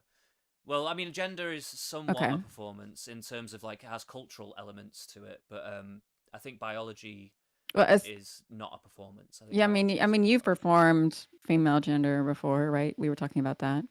I put on a dress and a wig. Yeah, you're performing femininity. You Um, weren't a woman, but you were performing femininity. I guess. Um, yeah, I suppose so. Like I'm Yeah, yeah. performing femininity with the red dress and the makeup and having my hair long and my nails done and See, I just kind of see that as like a kind of a cultural sitting thing. a certain way. That's like the cultural It's not a element to it. cultural thing. It's that might be the cultural way to perform femininity, but I mean, all Mm. cultures But why would you have their need to ways of perform performing femininity? femininity. Why would you need to I or feel the need to? so I perform femininity, so I'll be treated better by men and by society at large, so I can have advantages inherent to playing female, as opposed to different ways that I could play female. That there's a variety of ways you can perform femininity, and you have to, as a woman, know which settings call for which performances. Isn't And I that think just men have to called do the same thing, and they personality? might not be as conscious of it. Say it again. Isn't that just called personality? No, this isn't my personality. I mean, you might use fashion to express some of your personality, but like if it weren't the case that I have to reach a certain bar for attractiveness in order to be considered a person by men, I wouldn't be trying to reach the bar all the time. If it weren't so that I'm treated better the hotter I am in a specific gendered female way, I wouldn't be at all concerned with it, right? I wouldn't have Right. any innate desire for it. I wouldn't go out of my way to do it. I wouldn't spend hours doing it. I wouldn't spend the money on the clothes. I wouldn't spend all the time and effort learning what looks good on me, but also feels like it's my style. And so it doesn't feel incongruous to my Mm. self identification while I do it. I wouldn't make myself uncomfortable with waxing and shaving. I don't dislike body hair. I know men dislike it. Right. Or at least that's what they tell you. But That is what men tell me. some men probably, I guess. I'm not as fussed, to be honest. But You're not as fussed. So maybe I've there's never a been cultural bothered. difference there. But I think I mean like that didn't exist for many years prior. You know what I mean? Like I don't really. Well, Seems like a new women thing have to be always been hairless. performing femininity. Mm. It's not a new thing to perform femininity. Not Women have necessarily, but always been performing I think for there's like a men. biological element to it though as well. It's not like a performance in of There itself. is a biological element too. Yeah, Yeah, it's probably more intuitive for me to perform femininity than it would be for you, but yeah. there's there was something that you were able But to also access to in like order to do that as well. attract a mate and stuff like that. That's also like a part of Yeah, part of it is attracting a mate, and part of it is just fitting in society. it. Mm. Yeah. But this is why There's I have a problem with it being called a performance though, because a performance would mean almost like a fake thing. Because when I perform like a role in a play, I'm not actually being this person. I'm just performing. I'm not the person. I'm pretending. So like a performance to me is like a pretend Yeah, thing. I don't look like this when I wake up. I'm pretending. You know what I mean? Right. I suppose, yeah, clothes are you pretending your gender. Clothes, jewelry, lipstick, hair being done, Mm, going for a certain aesthetic, depending on the arena, etc. Like, I mean, this is actually my physical body. This is actually my mind that I'm using to have a conversation with you. yeah. So it's real, but I can tell you that women, and this includes trans women, are very aware of when we are performing femininity. And it's enjoyable to an extent, but it can also have a depersonalization element, where you start to feel like you're faking. You start to lose touch with yourself. And I actually had several years where I didn't perform femininity at all, most of my life, actually. It's something I've like accepted recently, probably for all the benefits inherent to it. Mm, Um, but I felt I was in reaction to the obligation by women to perform for men and for right. society. And it was part of my feminism that I never would. And I missed out on a lot of like probably male attention that I could have had because I decided I don't want that. Also, opportunity I could have had in terms of career, in Sure. terms of like life experiences I could have had because I was very, I've told you I'm obstinate. Um, I just detested the idea that I should at all alter the self in order to perform something that people wanted to see in me. And so I was always female, but I didn't perform femininity at all. Right. I think I understand a bit more what you mean. I guess for me, whenever I heard the What do term you think I performance, mean? um, so basically it's like you are given the cultural signifiers of what is considered femininity, to enhance your experience of being a female, I guess, and um, Mm, and mhm. To be accepted as female, to mm, fit into female spaces, and to be treated as a female by men, right, and usually wielded in such a way that it would benefit me somehow as a social lubricant, as a leg up, people treating me better, etc. Fitting in, and then there's a way that it can improve self-esteem too, though paradoxically it can damage self-esteem at the same if you get too time if the obsessed with it, yeah. performance feels incongruous. Mm, Yes, if you get too obsessed with it, and if you start to feel fake, if yeah. wearing makeup paradoxically makes you feel ugly because you feel like if people knew what I really looked like, they wouldn't like me. Mm. And the truth is, I look better with makeup on. The truth is, people do like me better when I'm wearing makeup. So, Hmm. am I wrong? When I feel Um. like I'm faking, when I feel like, ugly at the end of the day when I take my makeup off, this is what trans women experience. This is why I accept trans women. This is a big part of why I accept trans women into the sisterhood, because this is what it's like to be a woman, to feel constantly like you're faking, that men wouldn't really like you if they knew what you look like without lipstick or eyeliner on, without concealer. The way that clothes can help to accentuate your shape. Oh, if he really knew what my naked body looked like, would he really want me, etc. They deal with a different biological reality, which makes it even more difficult. Like would he really want me if he knew I was trans? But I've seen trans women talk about um, the performance of femininity and all these feelings, and I want to just tell like that is what it's like to be a woman. This isn't all just like you are this welcome to the fucking sisterhood. Like this is what it feels like you're faking, like if he knew what you really looked like he wouldn't want you, you know what I mean? It seems like a weird thing to do because if you were into somebody and you got in a relationship, they're gonna see you without makeup, right? So it seems like a weird thing to do in the first place, really. But like, It's what we all do. I mean, I think obviously it's different for men. Like Did your men, girl wear makeup on your first date? she doesn't wear a lot of makeup. My girlfriend really. I think she did, but I don't. She doesn't tend to wear a lot of makeup usually, and most of the time I'm around her, she's not wearing makeup at all. The vast majority of the time. Around my partner, I don't feel the need. Obviously, we're married, so it's like, Mm, you know what I mean? But in performances for men who are seeing me the first time, men I'm interested in, would mm, like to reel in, it's the makeup for me, dog. It's the red dress for me, dog. Like, and also on stream, mm. I'm performing for mostly men. Sure. You know what I mean? And women enjoy seeing other women perform femininity too, as long as they don't feel threatened. And so then Mm, that's something you take into account when you enter female spaces. Am I going to be threatening if I perform sexually? So I need to perform femininity in a more like gentle way. You have to think about that when you go to yeah. church. The performance of femininity I should do here should be non-threatening to other women. It should, but it will still be sexualized. So like, but there's a specific way that you're allowed to. It's off.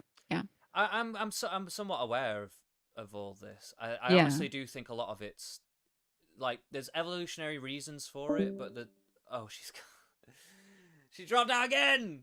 This is so annoying. Um, Here we go. I think she's coming back. I think she's coming back. Have we got you back yet? Here we go. This is why I don't like using Discord. Yeah, sorry. Uh, But that's how gender is performative. That's where I come from with gender is performative. And I maybe see. this follower has a different idea of it. But See, for me, that's intuitive and I experience it. yeah, I think like I can see what you mean. I see it as kind of like a cultural thing, but I can see interchangeably why you might just call it performative or whatever.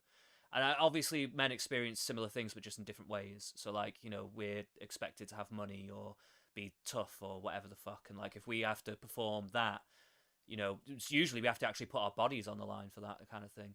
But, like, so yeah, I understand that kind of how that works. Like sometimes I feel like if around certain kinds of guys, if I think they're dangerous, I have to kind of play up how dangerous I might be to kind of deal with it. Like hopefully that would then like stave off an altercation or something.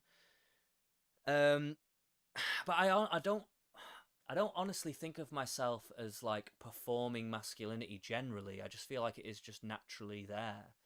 I don't really feel. I It's I only in think the certain default circumstances that I'm. presentation might be masculine. For me, my default presentation is masculine. Mm, Um, if I were performing without like if I were not performing, mm. I would just be in dyke mode.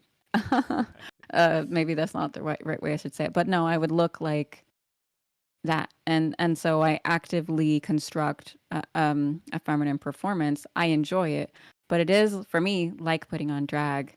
I Right. naturally have kind of like a strong face and vibe, and I have like a kind of a bro mentality. Mm. I was raised to be a man by my dad, anyways, and like my mom was absent. So I have a very masculine interior experience in I some see. ways. I Not that I see. have access to your biological reality. So how would I know? But I can that's how understand what you I mean though. Like experience yeah, it. I can understand what you mean in terms of like your environment has been very male centric, so you've probably picked up a lot of that kind of just way of being. Um. For So real. yeah. For real. Um.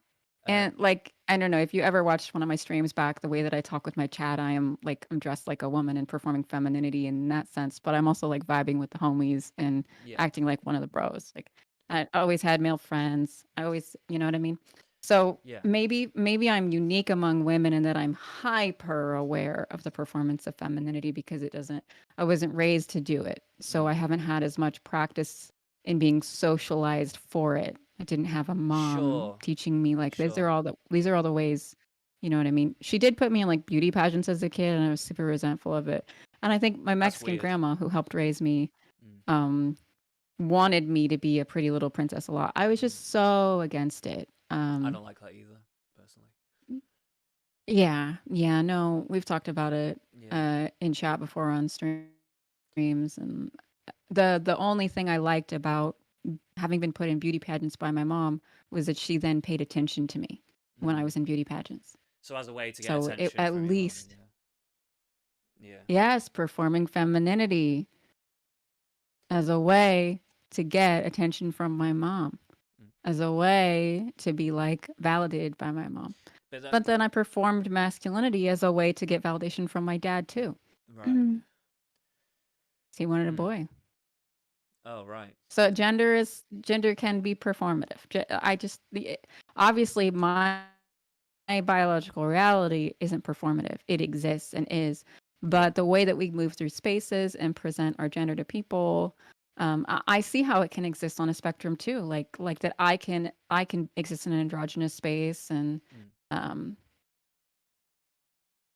or either or really. Yeah. You can inhabit modes for different Yeah. purposes or I think I get Is what you're this saying. interesting to you still, or do you No, want I to? think it Okay. is like because I'm getting a bit of a better understanding of what people may mean when they're talking about gender being performative. So it is somewhat valuable. I guess I'm still struggling with breaking apart.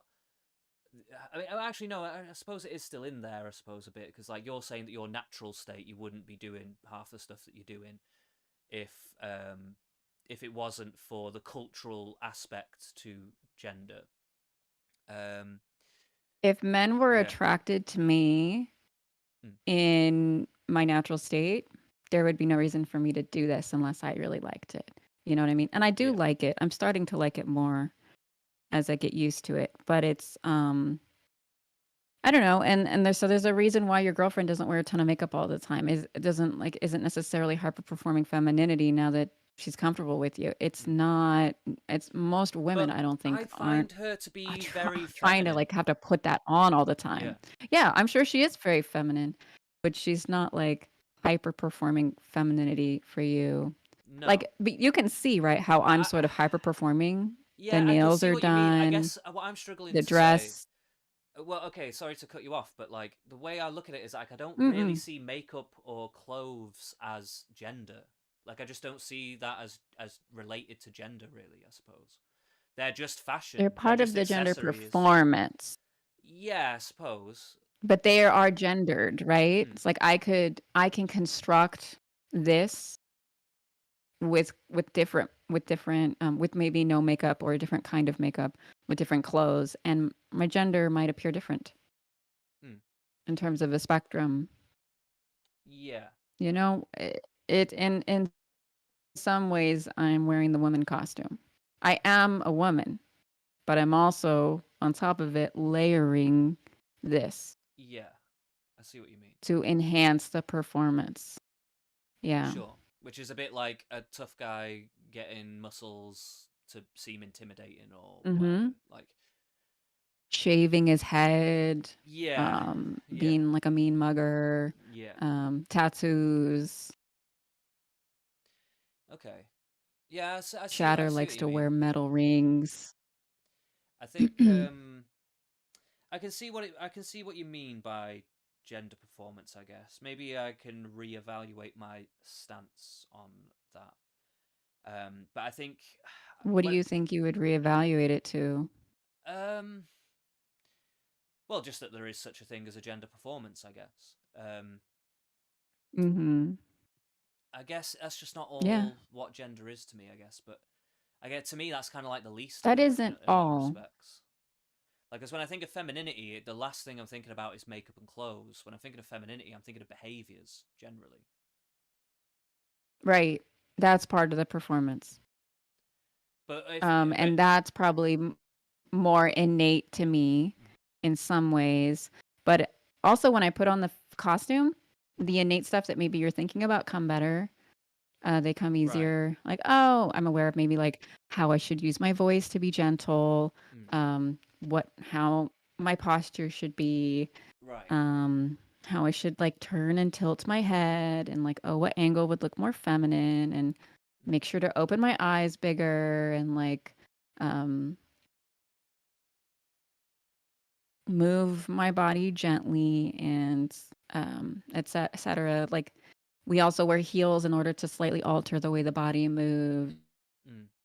in order to be a more feminine presentation. Yeah, and it like Uh, pushes the buttocks up there's or all there that stuff. the Yeah. physical. Mm. It does, yeah. And wearing the dress, like, does inspire me to move differently than if Mm. I were in cargo pants. You know what I mean? Yeah. I'm still feminine and performing probably femininity in most modes, but it would be in a different place along the spectrum of performance, probably Mm. coded more masculine or more feminine, depending upon the costume I construct and Yeah. and the animus that I inhabit it with.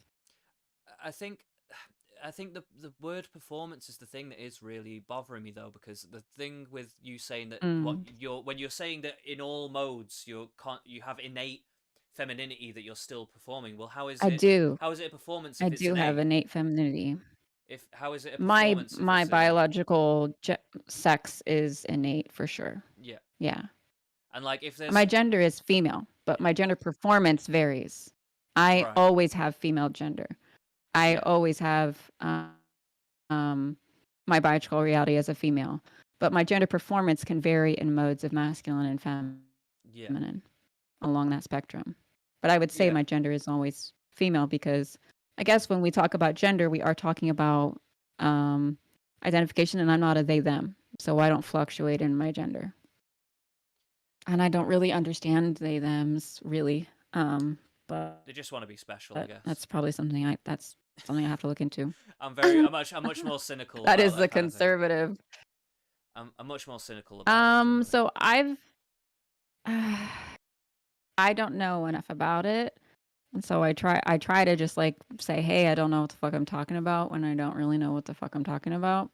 But I have I experience female they thems as females, and I don't, because their performance of gender is female still. Um so I guess I'm trans exclusionary, and then I'm ignorant of really like what the they them phenomena is. And so yeah, I guess I don't want to say too much. My Yeah. instinct is reactionary. Um, my instinct is to experience they them females as female, as women, women who just maybe don't like being called women. But I think that's kind of shitty on my part, and I have to figure out what the fuck is really going on. But just to be honest with you about my perception, just like having done no research or study into it, is like that these are just still women who don't want to be called women. But it seems like Yeah. the the conversations that's being had is that maybe trans can exist on a spectrum, and the midway spot is they them, and so these people are trans and yet not trans. Mm, I don't know. I don't fucking know. I don't I think don't so. know. I don't need. I think like just my purely my blunt opinion on it is, and on a lot of this kind of stuff, is it's multifaceted. That's number one. Lots of people have different motivations for doing what they're doing. There's not just one motivation for being trans or non-binary or whatever. People are coming at it from different angles, and I think some people do legitimately have dysphoria and stuff like that. I think that is a thing that is out there. But I also think there's Yeah. people who are fetishists or people who are highly narcissistic or mentally ill in different ways or have personality disorders and stuff that find a validation Well, or a way to be special by going down this road and stuff like that. So that's like, why we have a gatekeeping mm. process, and you have to get diagnosed by a psychologist with Well, you don't. You can dysphoria just buy in estrogen order. off the internet and shit like that. You can do whatever you want, really. But like I it's guess you could do whatever you want, but in order to access like affirmative care mm, through how the healthcare system in the States, you have to go through the gatekeeping process yeah, of being diagnosed, which I think is and there's wise. waiting periods and Yeah, stuff. I think it's Yes, why. I think it's absolutely. yeah, it's definitely wise to have that. Trans people are in support of that. I would like to hope Yeah, so. it's It doesn't seem like yes. the mainstream activists are for it. They seem to be wanting to push down the age limits and expose, basically get rid of the gatekeeping. They don't like the gatekeeping. They think it I've harms never trans met a people. trans activist who wants to get rid of gatekeeping. Well, no, that's good. That's good. That gives me a bit more hope then. But a lot of what I've Yeah. seen out there just a lot of articles and stuff seems to be that a lot of trans people seem to be saying that this is what they want, and a lot of governments seem to be flirting with giving it to them. Yeah, I don't think that's what's happening. I mean, I think we have set up a pretty thorough gatekeeping process, and that's Mm. what goes on. And trans people are aware that that's necessary, that there could be a host of different things going on with Mm. someone who goes into it, a Yeah, psychologist's office and says, "Hey, I'm feeling this way." Like, okay, well, what for girls especially, it could be a lot of things, yeah. and so Teenage that girls, has all to especially, be are probably considered. just running away from the daunting prospect of puberty and what all that entails, and they think they're Female probably just gonna. puberty is characterized by negative emotionality in a way that uh, I think we know is higher than the negative emotionality that her male peers are going to be experiencing. There's a different sort of scrutiny on physical appearance. There's a lot that goes into it. I know that when I was approaching puberty and going through puberty, I wanted to be a boy, and I was sad about becoming a girl, and I felt lonely as a girl, and like I would not be considered a person, that I was going to be considered a woman, but that boys and men had identities and destinies and minds, and that I was going to be a body, and I didn't want to just be a body. I wanted to be like a person. But that was how I felt. And I'm not sure exactly why. Probably because my dad was misogynistic and my mom was absent. But also too the way school I was treated as a girl at school, and how other girls were treated, and how girls seemed to fit into kids society as sexual objects, even then, as just things that were or weren't desired by boys, who would or would not eventually become wives and mothers, as opposed to you're gonna you are in and of yourself a person. And so that's why I wanted to be a boy, because I wanted to be a person. It wasn't because like I identify as a boy in my head. It wasn't because my gender was male. I mean, like I had a masculine performance of gender, but I still was gender female, and I felt that, so I knew I was female, but I wanted to be a boy, and I think a lot of girls experience that. 100%. And Yeah. you could be confused about that if you are a kid reading about gender ideology online, talking to people online about it who don't really know what they're talking about, because it's a new developing field of understanding of the human experience. It's complicated, and people have lots of honestly trash opinions on. So I think that we've developed a system in healthcare and psychiatry of gatekeeping that should address these things. But then I've also talked about on stream how psychiatry left me behind as someone with OCD. And I am not surprised when detransitioners come out of the woodwork and say, I was left behind by the psychiatric affirmative process. Well, don't they make I them wasn't sign weeded out. waivers that they can't sue or anything like that and stuff? Do they? I think so. I don't know if that's true of You all sign places, but waivers in almost everything you do, that right. where you could become dissatisfied afterwards. Yeah, just because the I only think. yeah. What? Mm, Well, continue. the reason I was bringing that up is because I also think there's a more nefarious element to the recent surge in trans things being highlighted in the way that they are. I think there's like Because it's politically advantageous. there is a political element to it, but there's also a business element to it, and I think like pharmaceutical companies and surgeries and hospitals and doctors and whatnot think there's a lot of money to be made if they can kind of just let this shit run rampant and free and run It's a unchallenged. complete fringe minority in the population. I don't think there is some grand like conspiracy, like capitalistic conspiracy in big pharma to try to make more people trans. I think Uh, that's conspiratorial. it probably is Which there's conspiratorial. nothing wrong with conspiratorial thinking. Conspiratorial thinking is like necessarily a part of human psychology, and some conspiracies turn out to be right. But I think that's an unfounded conspiracy. I'm pretty sure like the companies that make some of the leading hormones for people transitioning, made like shit tons of money out of it not long ago. There was I'm some sure. record profits or some shit came out not long ago. I can't remember the figures off the top of my head, but I remember They seeing are a going to headline about profit. it. It's a capitalistic system. Yeah, so their I mean, incentive is people to profit. get as many people to be trans as possible, right? Well, that's like how people will be like, well, they're giving all of us cancer because big pharma just they want to keep you sick all the time. You know what I mean? Well, That it would beg the question: why is tobacco legal? Wouldn't it, when it's so poisonous to the body? because people want it, and we know from prohibition that it doesn't work to tell people no.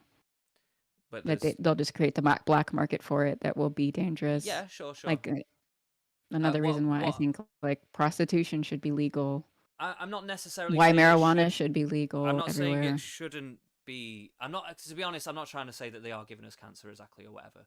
But what I'm I saying know, I is know. like I do think it is to their advantage to allow certain things to happen on purpose, accidentally on purpose. I don't. Governments want their citizenry to be healthy because the healthcare costs are astronomical in the states. It would behoove governments to keep their citizenry as healthy as possible, and it just turns out that we don't want to be healthy. We want to smoke and drink. Right. Yeah, And we I want to suppose eat that could fast be it. food. Yeah, I suppose that could be it. The I'm a pleasure little bit more trap, the cynical. I pleasure don't. drive. I'm a little bit more cynical about it, mainly just because of Edward Bernays and his book about propaganda that basically created the advertising and marketing system that we know today. He was the nephew of Sigmund Freud, and he used Sigmund Mm. Freud's psychology to basically, or your entire the entire Western world is essentially dominated by his philosophy.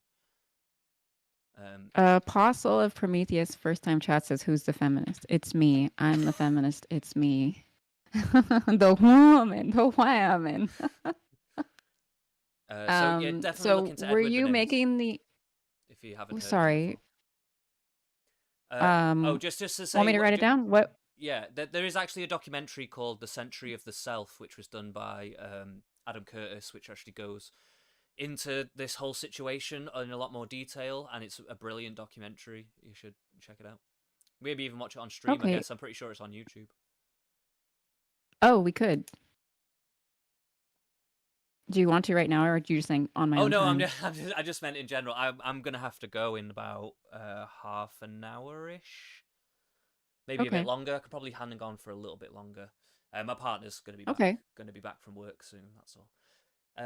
Okay. So I want to get to a question, but I wouldn't mind coming back and watching it with you if you wanted to. By the way, happy to do that another time. Okay. I would Um, love to have you on again if yeah, you wanted to. maybe we could have a bit like something like that would be a bit more structured because we have rambled a bit. I'm bad for it myself, so I knew Yeah. I could predict it. Two ramblers getting together. It's just we Well, were we're trying to get to know each other and we were feel it fucked from the out. start. We were fucked from the start. Yeah, we had Um, definitely a ramble in the DMs too. yeah, But I enjoyed our conversation in the DMs. yeah, it's interesting. I could have talked to you for a long time, Yeah, and it, just decided it probably wasn't best to do that if we were going to then have a yeah, conversation on stream that would feel like this. yeah. Um, Well, you can like kind of kill chemistry by overdoing it in the oh DMs. yeah, Nothing yeah, left yeah. to talk about. 100%. Yeah, yeah, yeah, exactly. But yeah, I wanted to get to a question that I've just been pondering a lot lately, and Mm. it's something that I've been kind of arguing with feminists on Twitter about and stuff. Is the idea that feminism might be outdated by this year, or maybe it's more accurate for me to say, um, It'll main, never be outdated. mainstream feminist rhetoric is outdated. Maybe that's a better way to put it. Um, like the idea of patriarchy to me, the concept of it, like kind of crumbles in on itself in a lot of respects because it also oppresses men, but it's also apparently for the benefit of men. But also, men are experiencing a lot of the worst effects of it, such as homelessness, suicide, Patriarchy and isn't murder. for the benefit of men, and Right. patriarchy isn't just created and supported by men. It's something that Well, then we put that men makes in my the. point even more because then it's like, well, why is it called why is it encoded in the name It's men? called patriarchy because men are at the helm. It's a system that prefers male dominance, and so it's called patriarchy. but it's made up of men and women wanting men at the helm. And Right. men being like, yeah, we want to be there too. And so there's things that go along with that aren't necessarily like good for men or good for women, but Sure. it's a system that prefers and supports male dominance over women and women female subjugation. But it's something that both genders established Right. and are resistant to changing. Like there's Right. anti-feminist women and anti-feminist men, and I mean we talked a bit about this. Mm. The inherent competition between women, the way that we would rather a man be over us than another woman. We Right. prefer male dominance. I see. And so We does that don't make it? vote for women politicians. Does that make? Well, I thought Hillary was pretty close to beating Trump actually. That's such an outlier. Like the Isn't there entire like history of isn't there like male loads of governor? presidents. Is there not like a bunch of senators and House representatives that are women and stuff in politics in America? That's starting to change. Feminism has actually been radically successful, but we Mm. can see in general the preference for a male leader. And like I I would say think it's that generally true. Is that always a bad thing, or it is because we are trying to create a society, right, where that doesn't it so I guess I would say I don't really have a problem, I guess, if we never have female representation in leadership right? in a hypothetical way. But it is a Right. problem because females have something to contribute to leadership that's Yeah. unique, that we have competencies that we bring to the table regardless of our sex and sometimes even sex in mind. Mm. Perspectives that like we bring to the table uniquely as females, but also just like not even being considered, women have competency in leadership, and to not include women in this way because of an inherent bias based on like just like the entire history of human evolution and people tending to prefer men, women preferring men, and men feeling like we are going to be the best leaders, etc., because of the effects of like just disseminated misogyny, etc., that we would like totally give up on women as an asset in leadership is a deficit and negative to society. And so I Sure. don't think we should exclude women from any realm of performance and competency and hierarchy. Yeah. Um, and that ultimately it benefits society at large for women to be able to perform in their So competencies wherever if they shuffle best if in the if the society. if the But if legal we don't oh, go on, address sorry. misogyny and anti-feminism, Mm. we can't continue to equalize these areas. That doesn't mean there won't be a disparity in outcome Mm. and that people like that, you know what I mean? So we are Yeah. going to still see some professions that are dominated by men or women, but we need to eliminate the biases that are keeping women out of competition in certain areas, which are preventing us from being like elected onto higher stages. And we see that that is occurring, like you're saying, senators, governors, local representatives, more and more likely to have females sort of pushing their way into those spaces. But it's Mm. difficult, it's slow, it's still going on. We still need feminism. Yeah. Um. Okay. We're the outliers in those situations. We've had to outperform like crazy and sacrifice like crazy to establish ourselves in those domains, which is fine and normal and how it is.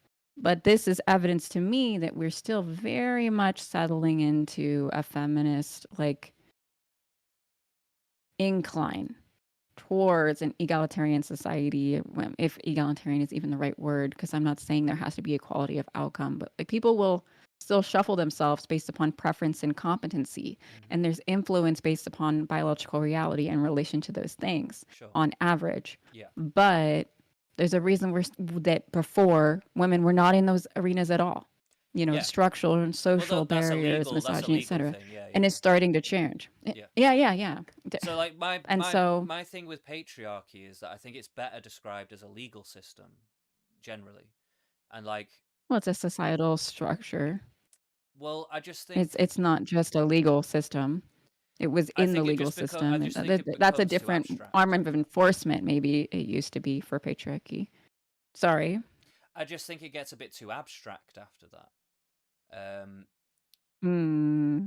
like it's kind of like this amorphous difficult thing. to Yeah, like difficult to hold in your hand and say this is the patriarchy, look at it. yeah, and Well, also we as I well mean when a you lot no of no no no, things are like let me that in finish let philosophy. me finish what I'm saying though, because when you're adding in the fact that men and women are both upholding it, it's oppressing both men and women, but then it's also still called patriarchy, and then there's no legal barriers for women to get into any of these places or spaces or whatever, but like or these jobs, but like they either are choosing not to do it or whatever, but then people will say, oh well, that's still There's social patriarchy, barriers. but like I don't know, There's I social just barriers. like what. Social barriers like misogyny, No, I'm more like specific than that. Like, what do you mean the by preference misogyny? for men in male roles. What roles? What? Males in male roles? Like Preference what? for men and for preference for men in leadership roles, preference for men in CEO positions as like the president, as the governor, like preference for men to be basically at the helm. Right. It's Well, based a man, upon a man, just a man, not like gender roles. right.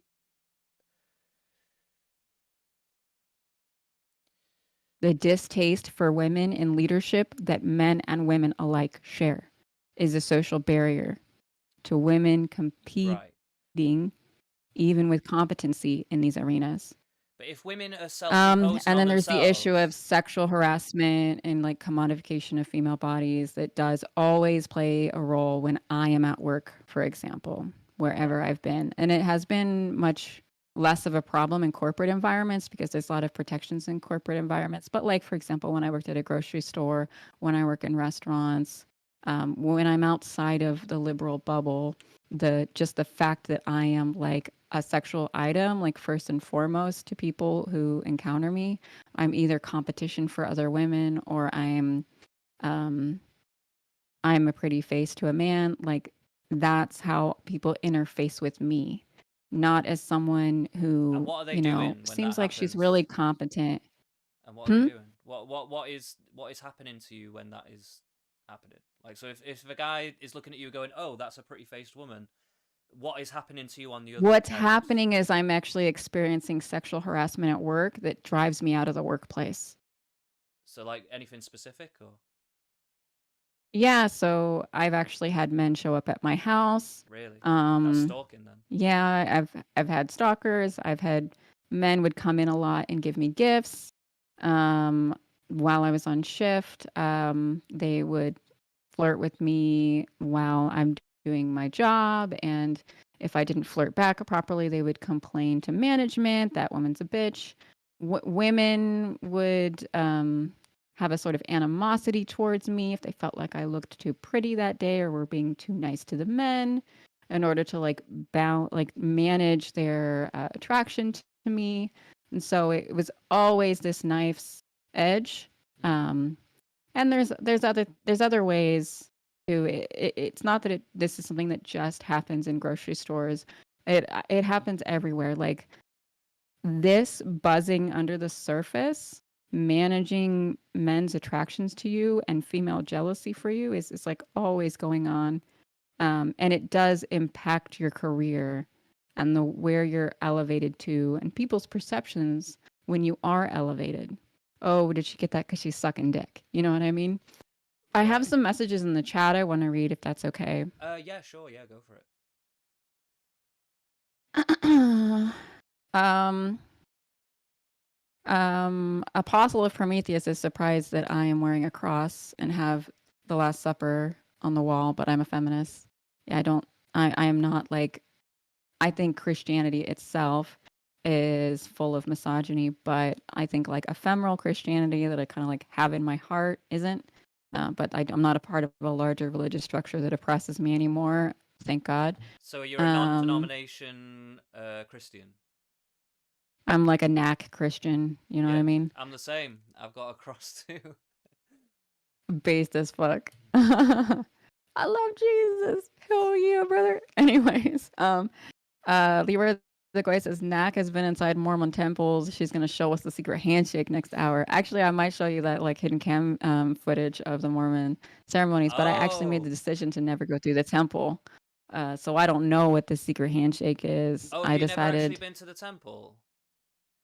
I never went through the temple now because Oh, Did you do before I baptisms? got to that point, I did. I got baptized. I got No, baptized no, no. I mean Mormon. for the I dead. was For the dead. married. Did you baptize for the dead? I never did baptisms for the dead. No, No. I never got a temple recommend because I couldn't hold out on smoking pot for long enough to do that. I like have to smoke pot for my OCD sometimes, and Did you so not then just lie? you're just disqualified.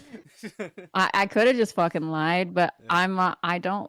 When I was such a true believer, Right. I just told the missionaries, yeah, I can't get that temple recommend because I smoke pot now, and I don't really think that Jesus has a problem with it because it helps me to not kill myself. So No, I think it's so weird, isn't it? Mormonism, like just so the viewers are aware, like I'm hmm also an ex-Mormon as well, Oh and yeah. and What's the secret handshake? there isn't one. Unfortunately, everyone just wears white, and all the carpets are cream, and Yeah. it's more boring than it seems actually. Um, but getting Yeah. baptized for the dead was kind But of don't they interesting, I guess. anoint you with oil when you go through the temple for the first time? Did you get your I like don't remember. garments? Were Oh, you did you get I think they your like flicked a little bit on me or something like that. It was a long time ago now. I'm 32 now, so we're I talking. hear that for women you get anointed and some I don't know. I guess it I depends what don't you go know. into the temple for, because you can go to the temple for other things as well, which Yeah.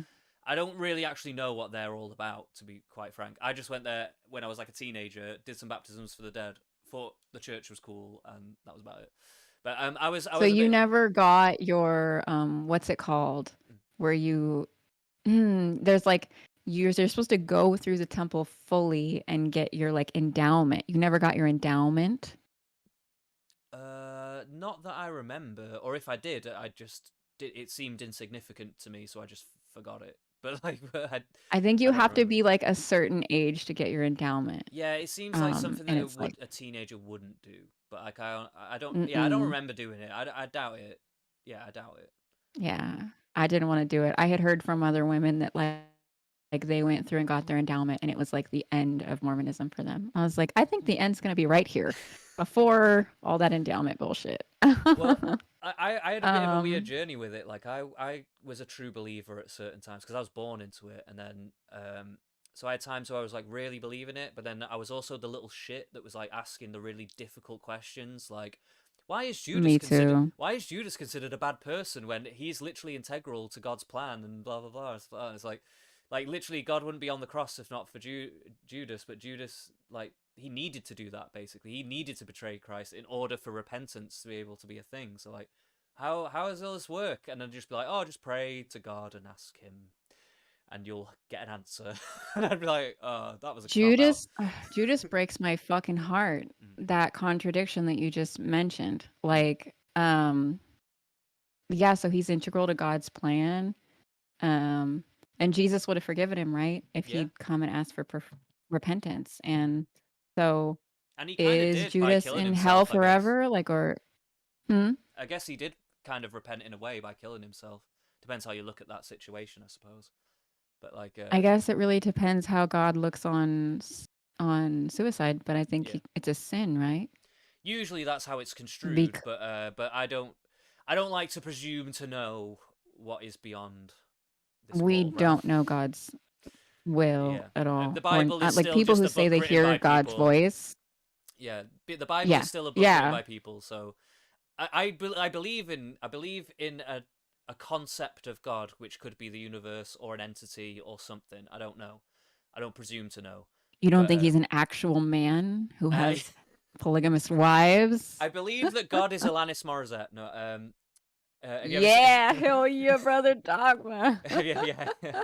um, Isn't she though? Isn't she lovely? she is pretty lovely. You've got Alanis Morissette vibes, actually. Atlantis Morissette. Yeah. I do have Atlantis Morissette vibes. Yeah, and I've been in love with her since I was a little girl. I only am attracted to women who look like me and have the same exact vibes as me. But like my performance of femininity was Atlantis Morissette for most of my life. Have you Right. seen her when she's like performing live and the hair is just fucking wild? Girl never does her fucking hair. She takes a shower and it dries. You Yeah. know what I mean? She wears a t-shirt and jeans. Like, Yeah. oh, I was like, that's the kind of woman I am. And men were like, we don't want to fuck you when you look like that. I was like, fine, I'll I never find fuck that men. No, so like, unbelievably crazy. Like maybe just the culture in America is different or something, but I just feel like most men would kill to be with someone like Alanis Morissette. Like I the way would she have been a looks is like, fucking 10 in Britain. I was probably. I was like a 5 in the United States. I'm assuming there must be some cultural difference because, as far as I'm concerned, most people would jump at the chance of being with someone like that. Like that, no one would look at Alanis With Morissette Alanis. and go, "Oh, can't be asked with that. She doesn't wash her hair properly or Mm, something, or she doesn't wear enough makeup fucking for me." American men, dude. Yeah, Yeah, can't be that's arsed with weird. that. Literally. Yeah, I'm not Literally. saying that there isn't men out there in the UK like that, but I just feel like a lot of people don't give a fuck about shit like that. They really don't. Well, I was also negged super hardcore by my tiny rural community into believing I was so fucking ugly. And Right. then, I mean, I've just realized as I've gotten older that I'm actually a hot commodity, but like I didn't know that until, you know what I mean? Yeah. Late Anyways, I bloomer. think it's a matter of like the culture you're Yeah. mired in. Yeah. Oh yeah. It does have an effect. Yeah.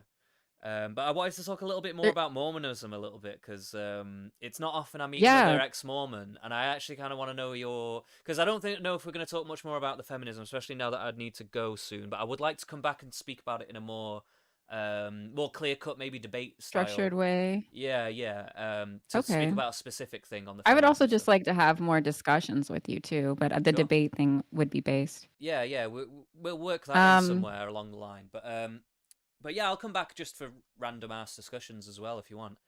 But yeah, fucking, what was I gonna cool. say? Yeah, I like you. Yeah, thank you. I like you too. Mormonism is such a wild ride. Like, what was your experience with it? Like, were you born into it, or were your family converts, or what? Yeah, so I had some people on my mom's side of the family who were converts, but I wasn't raised by my mom because my dad got custody of me, Mm, and so he raised me, and she had visitation rights, and my Mexican grandma like kind of did the mom thing for me. right. But I was raised atheist by my dad. He'd tell me like that Mary was a whore and Jesus was just a man, and Mm, that the nuns beat him because he was raised Catholic. And also, my Catholic grandma was beating the shit out of him too, because he was just like, "Oh, these fucking adults are all like." He just had like he was very anti-establishment, anti-authority. My dad's like a pot smoking, skateboarding, surf riding, fuck everybody kind of anarchist guy who just right. like would play heavy metal really loud when he was like working jobs on sites and grew his hair really long. Just like me, really rebellious against anyone who tried to control him in any way. Right. Um, and so he raised me atheist. And I think when you're raised atheist, there is like an aching hole in your soul, at least for Mm, me, dog. And I just like, I had no hope. I had no concept of repentance. I didn't know what to do with my sin.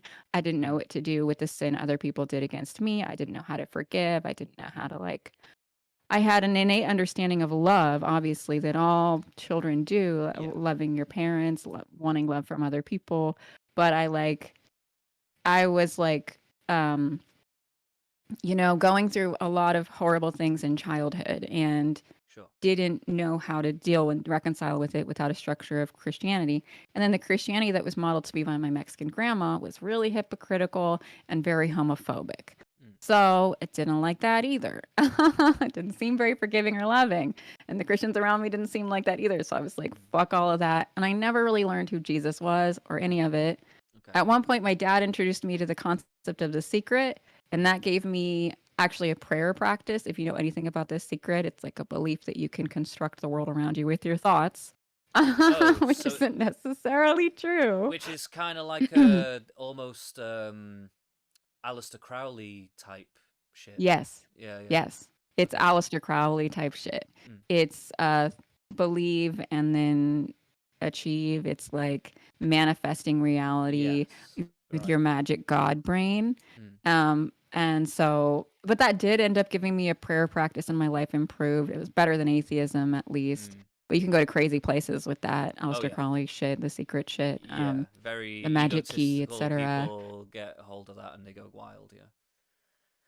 Yeah, you can go wild because Yeah. people tend to go deep into cults when they enter because they're seeking more and more esoteric knowledge.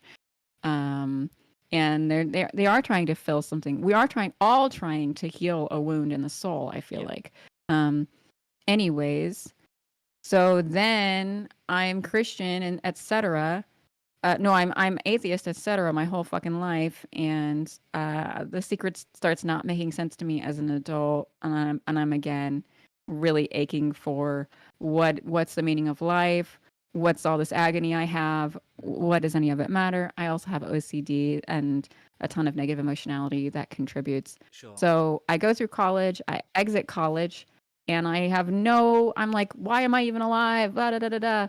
And then a woman starts working with me at my private investigation firm where I work as a background investigator, and she's in like the statements department. And she's a Christian, and she's the best fucking person I've ever met in my life. She is completely antithetical to the Christians I grew up with. She's loving and present. She never talks shit. She like God, the way the woman would look at you and speak to you and know you and want you. I mean, like, I don't know, just completely without prejudice. Like, um, it was like transcendental to know her and be her friend. I let her convert me because I was so empty of meaning. I knew that she was doing it intentionally and that she saw me as something she was obtaining in some ways, but I also felt very loved by her. And it was extremely mentally painful to allow her to reprogram me into Christianity because I'm obstinate and I'm opinionated and I'm disagreeable and I think all of it's bullshit, right? And so it Yeah. would physically pain me when she talked about Jesus and when she talked about the Bible. But I allowed her to do it because I needed meaning and purpose. Mm.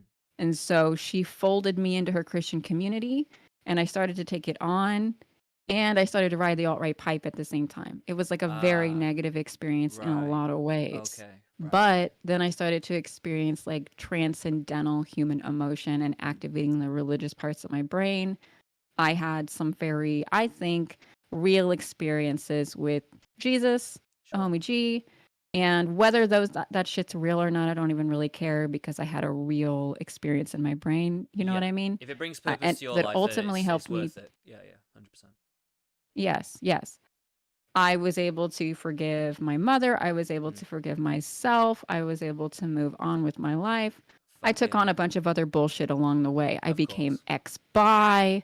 I didn't allow myself to be poly. I like buried that completely as a part of my psychology because that's wrong, right? And I pushed myself towards becoming a trad wife because I thought that was what I needed to be in order to finally fill the fucking void in my soul. Yeah. Fast forward, I ended up becoming Mormon, and this is what you're uniquely interested in because it turns out, and I never knew this, Apostle Prometheus says, I have lag. I'm sorry, buddy. Um, it turns out that my mom was also ex-Mormon, that she had converted her parents. Um, and so my grandma and grandpa on her side had been Mormon, like that my grandpa had held the priesthood, that my Sure. grandma had been very into it. And they had all left ultimately. But like when my grandpa died, the Mormons showed up and like brought casseroles and stuff. They knew because he was in the registry, Mm. and they show up for the conversion opportunity, and also Yeah. the consolation. But it's really like we're gonna win you back. You know what I mean? Yeah. You know that someone's died, and it's a great opportunity to talk to you about what you think When you're in happens a after death, vulnerable and then state. Yeah. Yeah. yes, get them when they're vulnerable. Mm. um, and so that I had kind of encountered Mormons here and there because when grandpa died, but it was really when I was deciding if I was going to be Catholic, I had like a moment where I thought that I was hearing God's fucking voice, and this is how stupid I was as a Christian and what I was taught to believe. I felt like God was saying, "Well, maybe I want you to consider Mormonism." And I know now that that's like bullshit, but so I was like, okay, I'm going to radically submit to your will, God. You know what I Yeah. mean? Just be a good little sub and do that for you. And have faith that wherever you bring me is where I'm supposed to be. And then I go hang out with the fucking Mormons, and they're based as fuck and hella nice.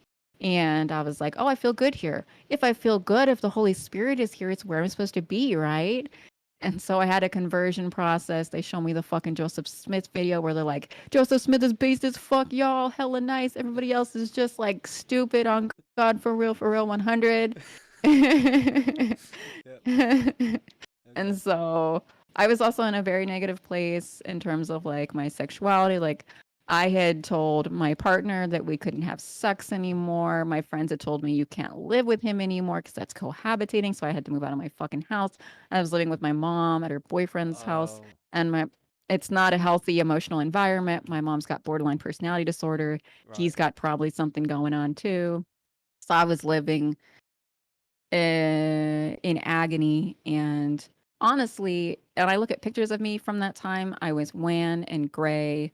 And I don't think I was, I feel like I was definitely in a decline. And that's funny. A lot of times, people who feel like they're in a spiritual incline will look like they're minutes from death because, like, they're putting themselves through so much in Yeah. order to be in the cult. And the reason that they feel propelled to further delve into the cult too is right that something's wrong emotionally, spiritually, and Yeah. that they're trying to fix.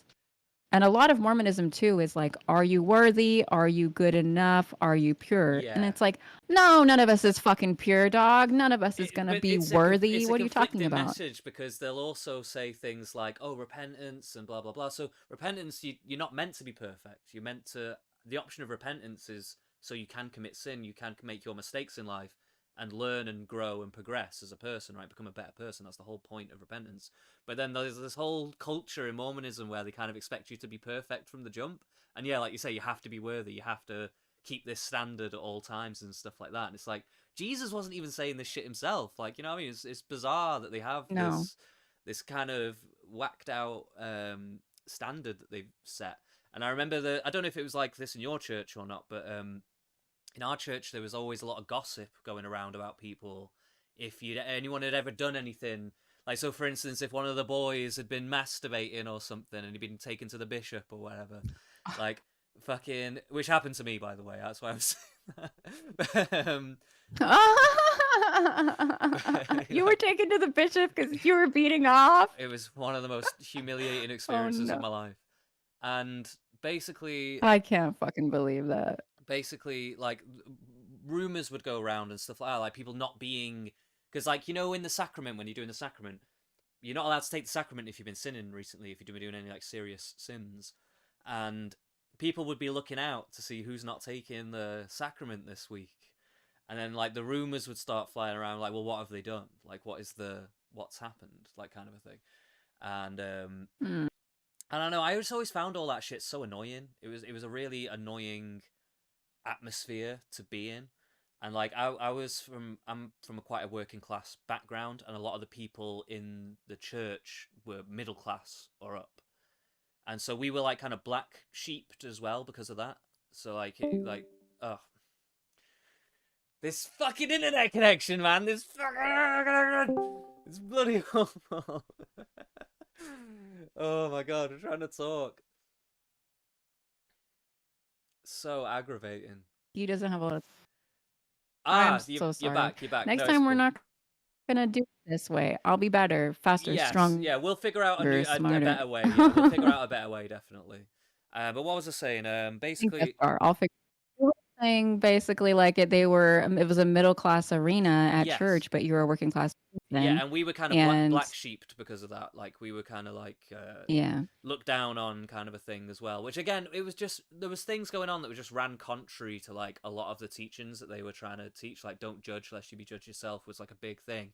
But then it's like, but they were all so judgmental, it was unbelievable. And I was just like, Yep. Kill you. I was just like, ah.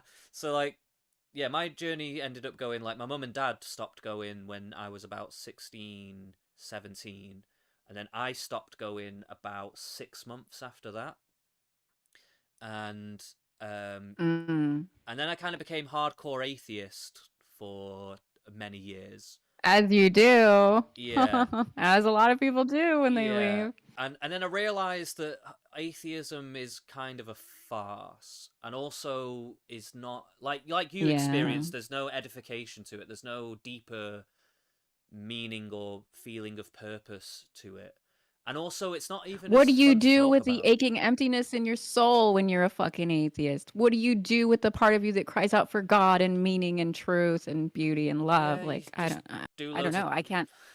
do loads of trips and stuff. Yeah, you do. You do. You get high. You take mushrooms Mm. and then you see God. Yeah, you're still looking for God. Um, but yeah, basically, Apostle of Prometheus yeah. wants to know if you read Nietzsche, John. Apostle of No, Prometheus, are you a fucking atheist in the chat? That's I've okay. not read Nietzsche. He's never read Nietzsche. I do understand many of the concepts that he brought to the table, but I've never read a book of his though all the way through or anything. So I would never say I that I'm haven't a either. Nietzsche person or anything. But like basically after the atheism, I kind of just realized like something needs to change. I always kind of still believe that Christ's teachings were good, and I always use them as kind of like a framework for Yeah. my life. And then I was like, well, why are they good? And I started questioning it and stuff. And I remember for a laugh, my friend, me and my friend, because he's kind of was flirting with Christianity a little bit as well, and I'd never really known him to be Christian, really, but like he's always had like far out views and stuff.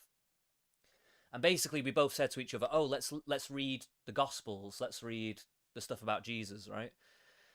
And we went back and read it. I started reading Matthew, and fucking, it just was a bit of a revelation to me. There was stuff that I was reading that I was just like, wow, human behavior, whether or not this is all real and Jesus is real or not, like the human behavior that they're codifying in here is like hasn't changed like in thousands of years. Like it's just like people are doing the exact same shit in this book that I'm reading right here, the Bible. I see it every single day on Twitter. Like it was bizarre, and I never really thought about it before. And I also didn't realize how like hostile Jesus was and how much of a diva he is. He's like going around just like what. Based as fuck, Yeah, he's Jesus. being well based, like the Pharisees and stuff. Like, what is it? That is it. Fucking John the Baptist is like doing some shit outside of Jerusalem or whatever, and he's like baptizing people and shit. And then fucking the Pharisees and stuff come down because they're like, oh, this kind of heretic Jew, what is he doing out here? And Mm-hmm. he Mm-hmm. calls them a You're den out of of the confines of our overarching like religious yeah. structure. How dare you have an unique spiritual practice? Yeah, because he was a Jew technically, but he was like some weird subsect of Jewishness. But anyway, like so like he was baptizing people, and then he turns to the Pharisees when he sees them there, and he's just like, "You den of vipers! You're like a bunch of snakes. Go fuck yourselves!" Basically, and it's just really funny. Like Get bent. it just literally just goes from 0 to 100 in a second, and then like Jesus comes along a little bit later and gets baptized by John the Baptist. And then Jesus starts walking around Jerusalem talking to people. He comes across some Pharisees, and he notices that the Pharisees are like basically virtue signaling. They're going around praying in front of people, doing great works of charity in front of people, all for the clout, for the gain. And Mm-hmm. it's interesting to me to see that. And then he denounces them as hypocrites, obviously, and then he, which they Hmm. don't like. And then he calls them a den of vipers as well. And I never really thought about it when I was a kid, but I really liked how clearly John the Baptist and Jesus grew up together, and that John the Baptist's influence on Jesus is actually really strong. And he's literally Mm-hmm. repeating verbatim phrases that John the Baptist would say. And Mm, that's interesting. I don't know, there was like loads of cool stuff to it, and I was just like, you know what, man, I need to start rethinking my stance on religion because the teachings that it gives you and the purpose it can give you is good, but I don't really like organized religion. If anything, I think organized religion is basically antichrist. Like Yeah. I really got into the idea of Yeah. antichrist, and when I started reading up about antichrist and what it really means and whatever, I was looking at a lot of stuff in the world and going, wow, there's a lot of problems, and especially within organized Yeah. religion. So I think yeah, ultimately society is improving overall, but yeah, yeah, like oh, religion, I'm just so fucking I'm so burned on that. It is like the last bastion of misogyny. It is the last bastion of like human oppression. Like mm-hmm, just so fucking terrible to be inside of it. And I know that it pretends, and most of the time like it's benign, but it is transphobic, homophobic, raising up a yeah, generation of people who hate others based upon immutable characteristics. mm-hmm. Mormonism is racist. It It was very is racist for a while. Yeah, misogynistic. yeah, Well, and I mean, even if people like have moved beyond it, it still exists with inside the books, inside the teachings. Sure. So like maybe they've moved beyond polygamy, Mm. but like the way that they perceive women as like chattel, etc., Mm. is straight up like old-fashioned misogyny. Oh The way yeah. that I was perceived as a young, hot woman convert coming into the church was just like it didn't matter what I wore. It didn't matter if I wasn't wearing makeup or trying. The men at church wanted me. The merry fucking men. Right. Yeah, it's pretty grim. Yeah, it was definitely not a safe place to be. Like, It's like the last place that you want to be a sexual object and the yeah, place that you are primarily, I think. yeah, I suppose so. I guess I never, I haven't really experienced that side of it. That seems more unique to women in that circumstance, I would imagine, because like I haven't really The, experienced any of that kind of thing. yeah, I guess maybe I guess I'm it's the very same pressure aware of in it religion as it is inside those outside of contexts. for men. The pressure inside and outside religion is kind of the same. But like it's You don't think it's worse inside Mormonism for men? I think it's to definitely worse be expected to inside be a of religion provider structures, and and men be can all kind that of stuff.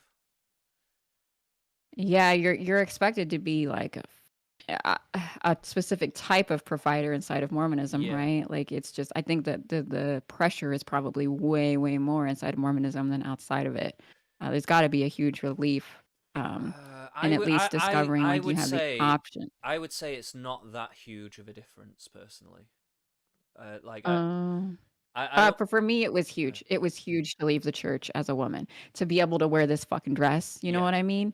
To well, and also like it just like I was so sexually repressed, Mm, and also sexualized when mm, I was in the church. Like I had a huge sexual rebound when I exited the church.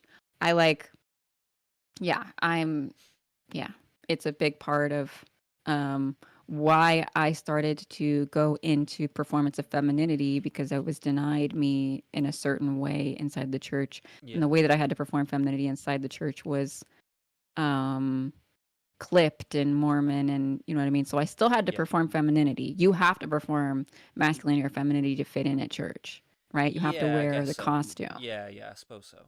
Like again, Yeah. I saw that as more cultural, I guess, but rather than tied to masculinity or femininity. But like, but I do know what you Well, mean. it's I do know tied what you to mean. their religion. It's Mm. tied to what the Bible says about Yeah, like male and female roles and and what their chastity and all that dogma shit. is Yeah. about the woman being the helpmate and the Mm. man being the head, the man having the direct connection to God. He gets the priesthood. Your life is about your husband and your Mm. children. And if you don't have children, you don't go to heaven. Like if you don't get married, if you don't, yeah.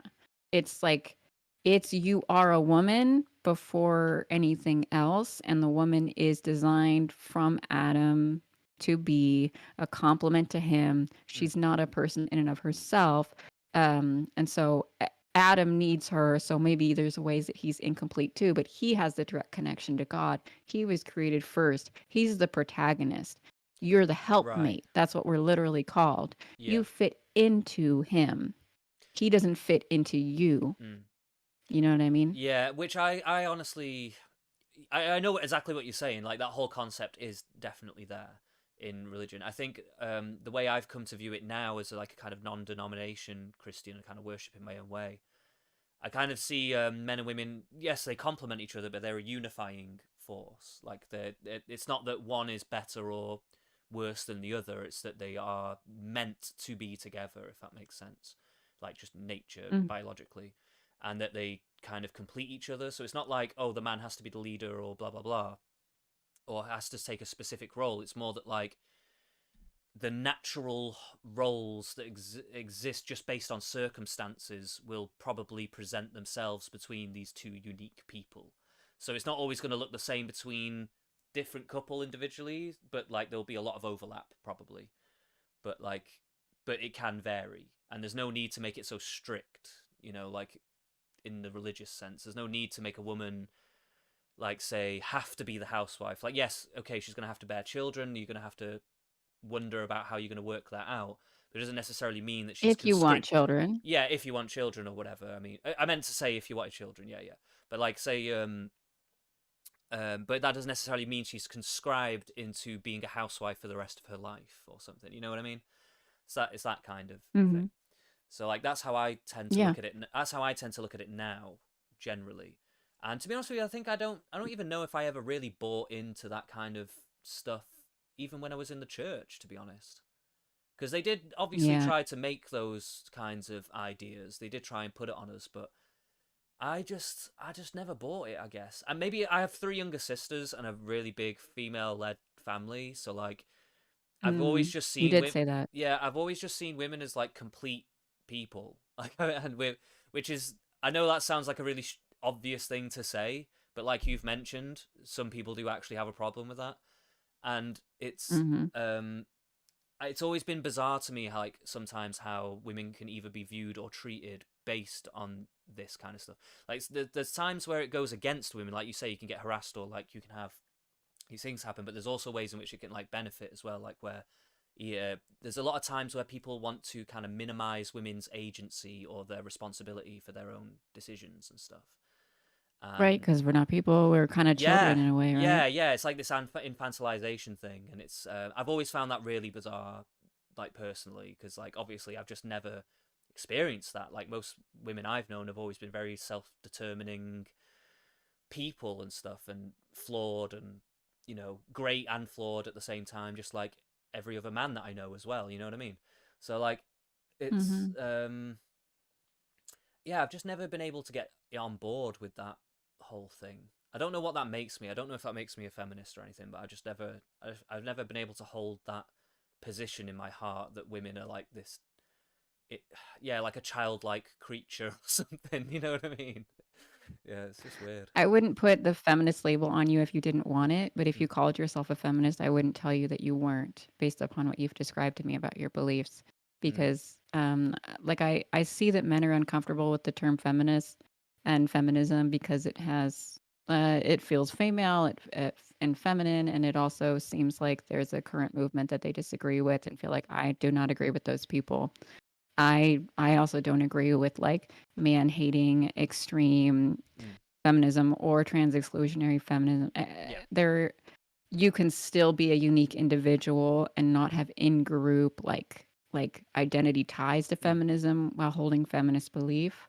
mm. I call myself a feminist because no one wants to do it anymore. And Right. no one even thinks it's necessary. And people are uneducated on a lot of basic feminist thought because they threw out feminism when some of it got insane and weird. Yeah, And it's like, oh, I don't think that's it anymore. That's not the vibe. And it's like, oh, some of this is actually like super yeah, important and built society that we have today. We exist in a feminist society in the United States at least, and probably where you live too.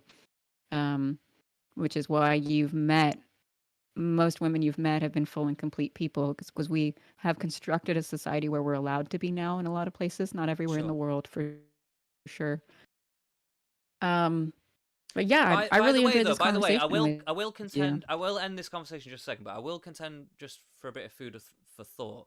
But I have been grappling with the idea of men not necessarily being complete people as well in society. Mm. Like there's like quite a deep dehumanization of men, to the point where like literally they will be sent off in millions to die. Like that's how deep it goes. Like I remember seeing recently that one of the things that's made me start rethinking this is recently I watched like some Jubilee thing where some girl was talking about if she's walking down the road with a man, she wants the man to stand on the side of the road where the cars are because if the car veers off the road, she wants it to hit the man first before her, right? So she might be able to get out of the way. That's And she just thought that was the oof. normal thing to say, like didn't bat an eyelid at saying it at all. And I was like, wow, like I'm not saying all women think like that by the way, but I'm just saying like that's how deep the cultural dehumanization is that people will just say stuff like that and not even miss a beat, you know, and they don't even realize what they're I saying guess I could half the like, time. yeah, that was shitty and weird. Like, but is is what she meant to say that like she would want to exist inside the protective embrace of a dominant man? To some degree or That another, seems but it different was than saying also I but want you to get hit by a car. No, it's not that she wants him to get hit by a car. It's that she wants him to sacrifice his life for her, right? And that's like Yeah. kind of like there's like a predominant view of that. Like there's a lot of things with bodily autonomy for men where women expect protection from men, which they're basically, Well, you know, we give up bodily we incur bodily harm to have children for men, right? To sure, give them sure. progeny and family, etc., I'm not saying it's which has historically unwarranted. I'm killed not us. saying it's unwarranted. I'm just observing what it is. I'm Mm, just observing it. observing. Yeah, yeah. Yeah. Well, Like, so yeah, men have the bodies that are designed for war, and men yeah, send each other off to war to protect, and women and children at home. It's just like the way war's always been done because of sexual dimorphism, sure. and it does impact the way we interact with each other and what we desire. Like we were talking about me wanting to get thrown on the bed and railed. Like I am Mm, a sub, and I would like desire a dominant man sexually, and I think that that does kind of relate to um, the desire to exist inside a man's control mm, and protection as well. Um, that plenty of women like don't experience it apparently, and that I was in denial of for most of my life. But it's actually been very liberating to discover and admit that like mm, that's a big part of my sexuality. I'm sure. bisexual, attracted to women too, but like the way that I interface with men sexually is desiring a dom, is Right. desiring someone who would protect me, say at the at a Yeah. concert And that has and to been, prevent me from getting beaten up by three women. yeah, that is generally my Just to experience be of women as well. By the way, like most, like I don't like to admit this, but I've slept with a lot of women, and it's like I don't know how many it is, but I'm it's not I don't judge you for that. I judge myself because I wish I didn't do it, but I'm so I'm not saying this to brag. I'm Why do saying you this wish you to didn't do it?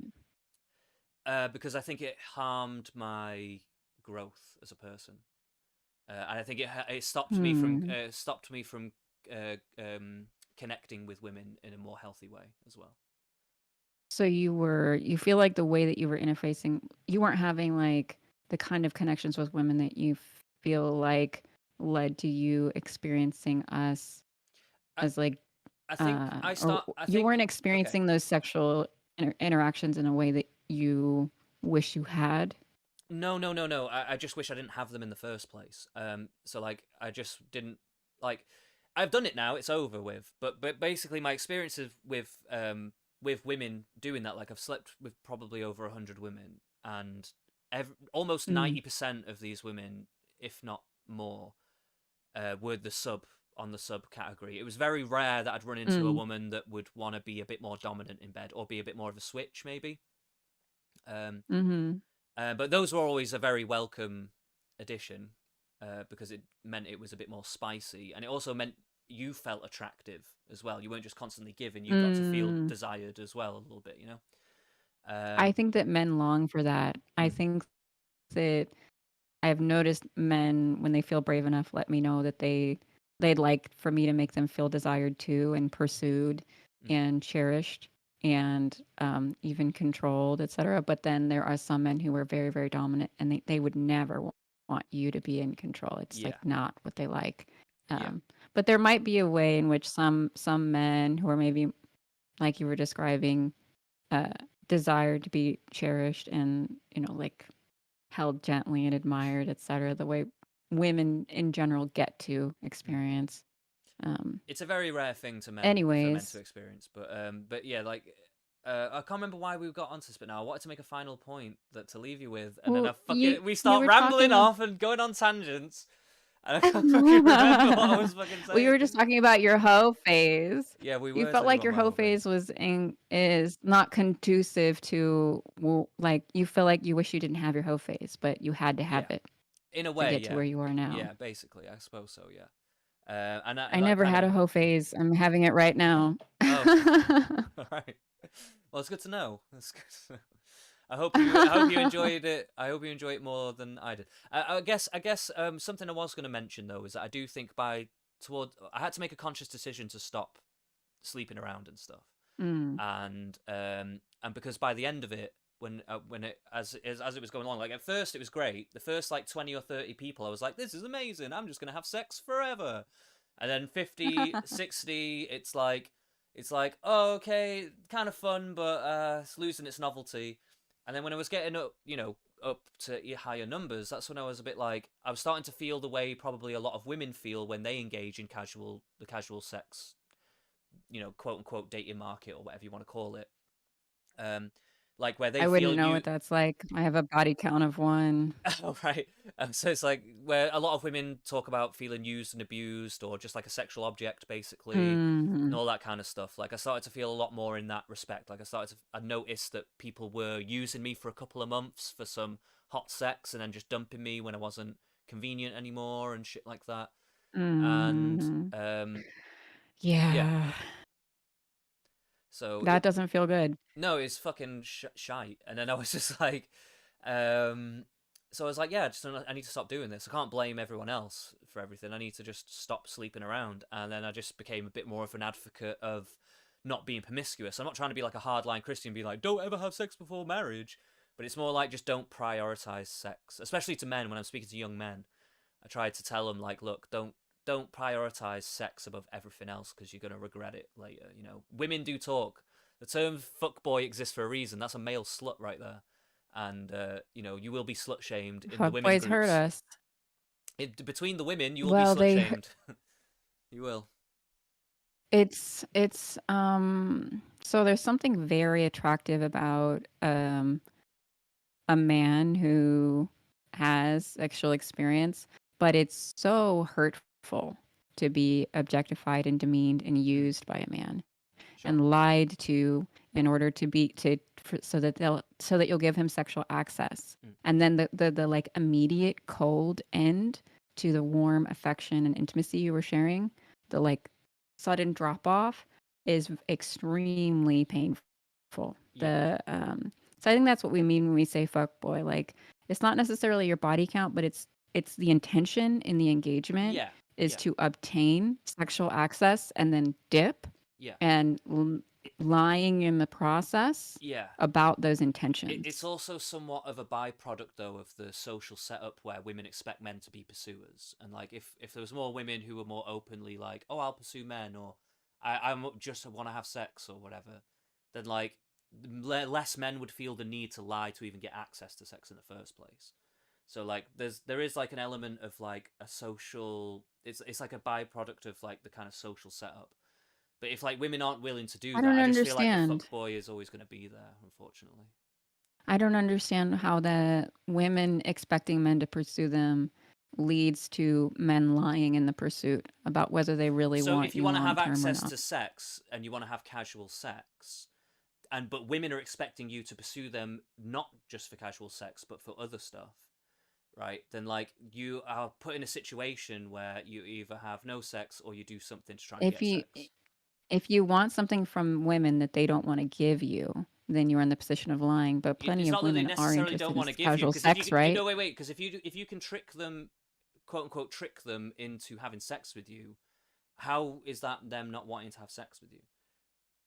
They didn't want to give you sex under those contractual circumstances. They wanted Right, to engage in a relationship.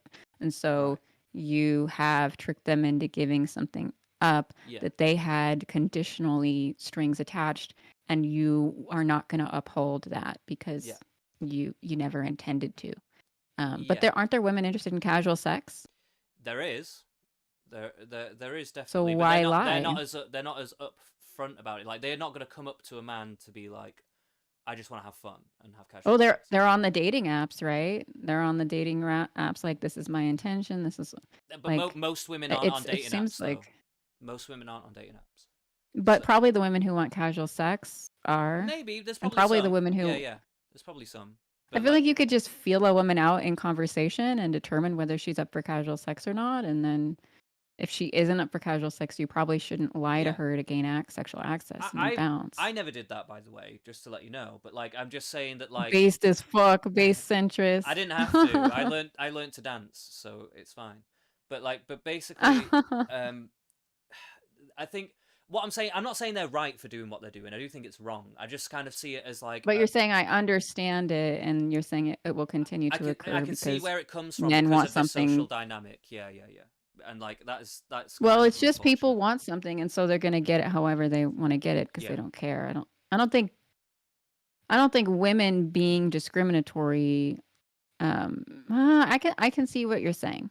I'm not Like, saying of it's the course whole they're gonna reason, but it's lie. like a core part of it, of that dynamic is why men are lying to try and get sex and stuff. It's like, from my perspective, Well, I that's how guess it they wouldn't seems. have Yeah, to lie if we were just giving it up easily, but yeah, that's what I mean. Like it'd make things easier for those kinds of but men, like to not have to do that. we have this is why we have to be very discriminatory, by the way, because men Mm. do lie.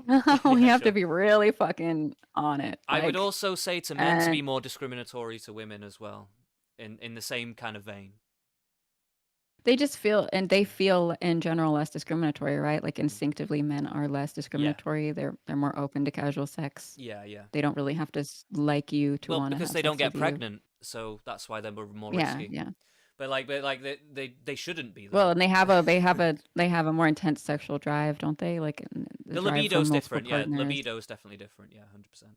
I mean, and this is again, we're talking in averages. We're not talking individuals. I personally have Yes. a very, very high libido, and the only reason I have a body count of one is like sexual trauma, Mm, ideas about worth as a female that I was very aware of, that I would be devalued, mm, um, etc. That men would hurt me. sure. In general, emotionally, etc. Like an awareness of like the pair bonding instinct. So like that felt incongruous to like my high libido. Like Mm, if I gave my libido primacy, mm, uh you know what I mean, I would be in a different position with my body right. count. But the fear of pair bonding with a piece of shit and getting hurt, and Mm, like the discomfort with casual sex as a thing that made it so that like I couldn't really do anything with that libido. yeah, I get you. Okay.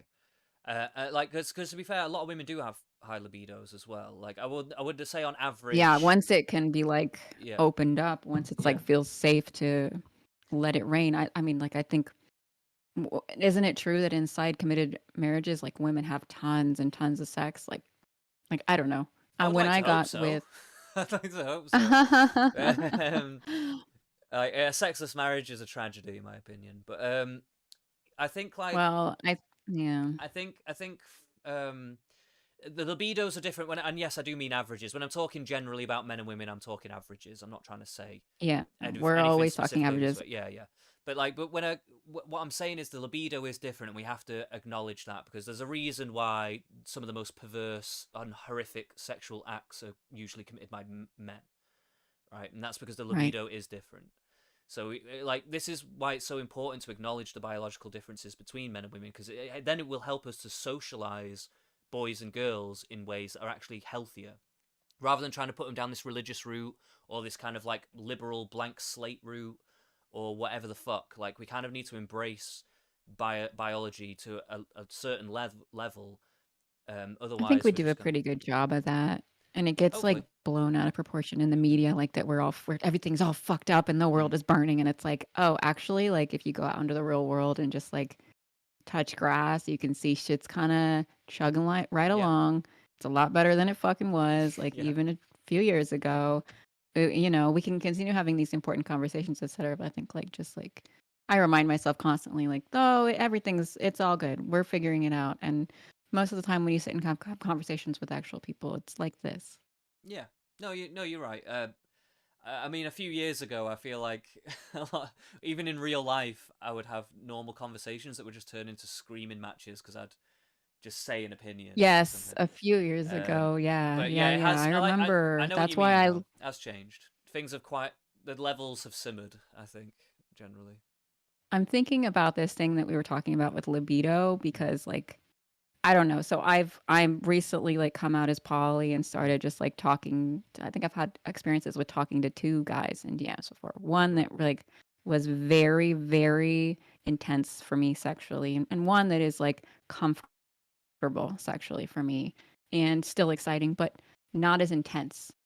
Never had that kind of intensity before in my life. Like didn't know it was something I could experience at all. Like had never been wet like that before. Had never been aware of like my desire to be dominated, and like even like Mm, certain like even on the face of it degrading seeming things that like are actually very exciting concepts to me. Like and I wonder if there's a way in which the male libido can unlock the female libido. Like when you create a space of safety for a woman and like, you know, you're special, etc., blah, blah, blah. And then like you can kind of unfurl underneath him and discover that you really do have these desires and this full range of sexual experience available to you. But there's, I don't know, there's timidity and fear and social structures that sort of keep it repressed. Kept it repressed in me for sure. Like Right. I don't know if that seems right to you No, it and your seems experience with. it seems about right. I guess maybe in the UK it's a little different because a lot of the women are not as sexual. I guess sexually repressed in that way. Like a lot of people are like losing their virginity in like at 15 and stuff around here. Um, Well, maybe people are doing that here too, and I'm a very unique I, I situation I that honestly can't I didn't have tell. sex until I I was honestly like, can't tell. It seems mm, like you might be. I don't know, but like it also seems like you grew up in a rural area and stuff. So maybe that's geographically, maybe that's an issue or something. But um, I can't remember what my point was now. This is gonna happen so many times when we talk.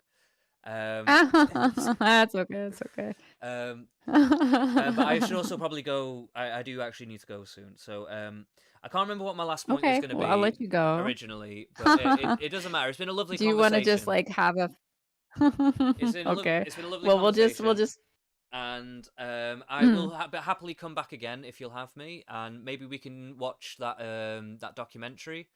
It's a few mm, part. It's got a few yeah. parts to it, so maybe we could come back and do a couple.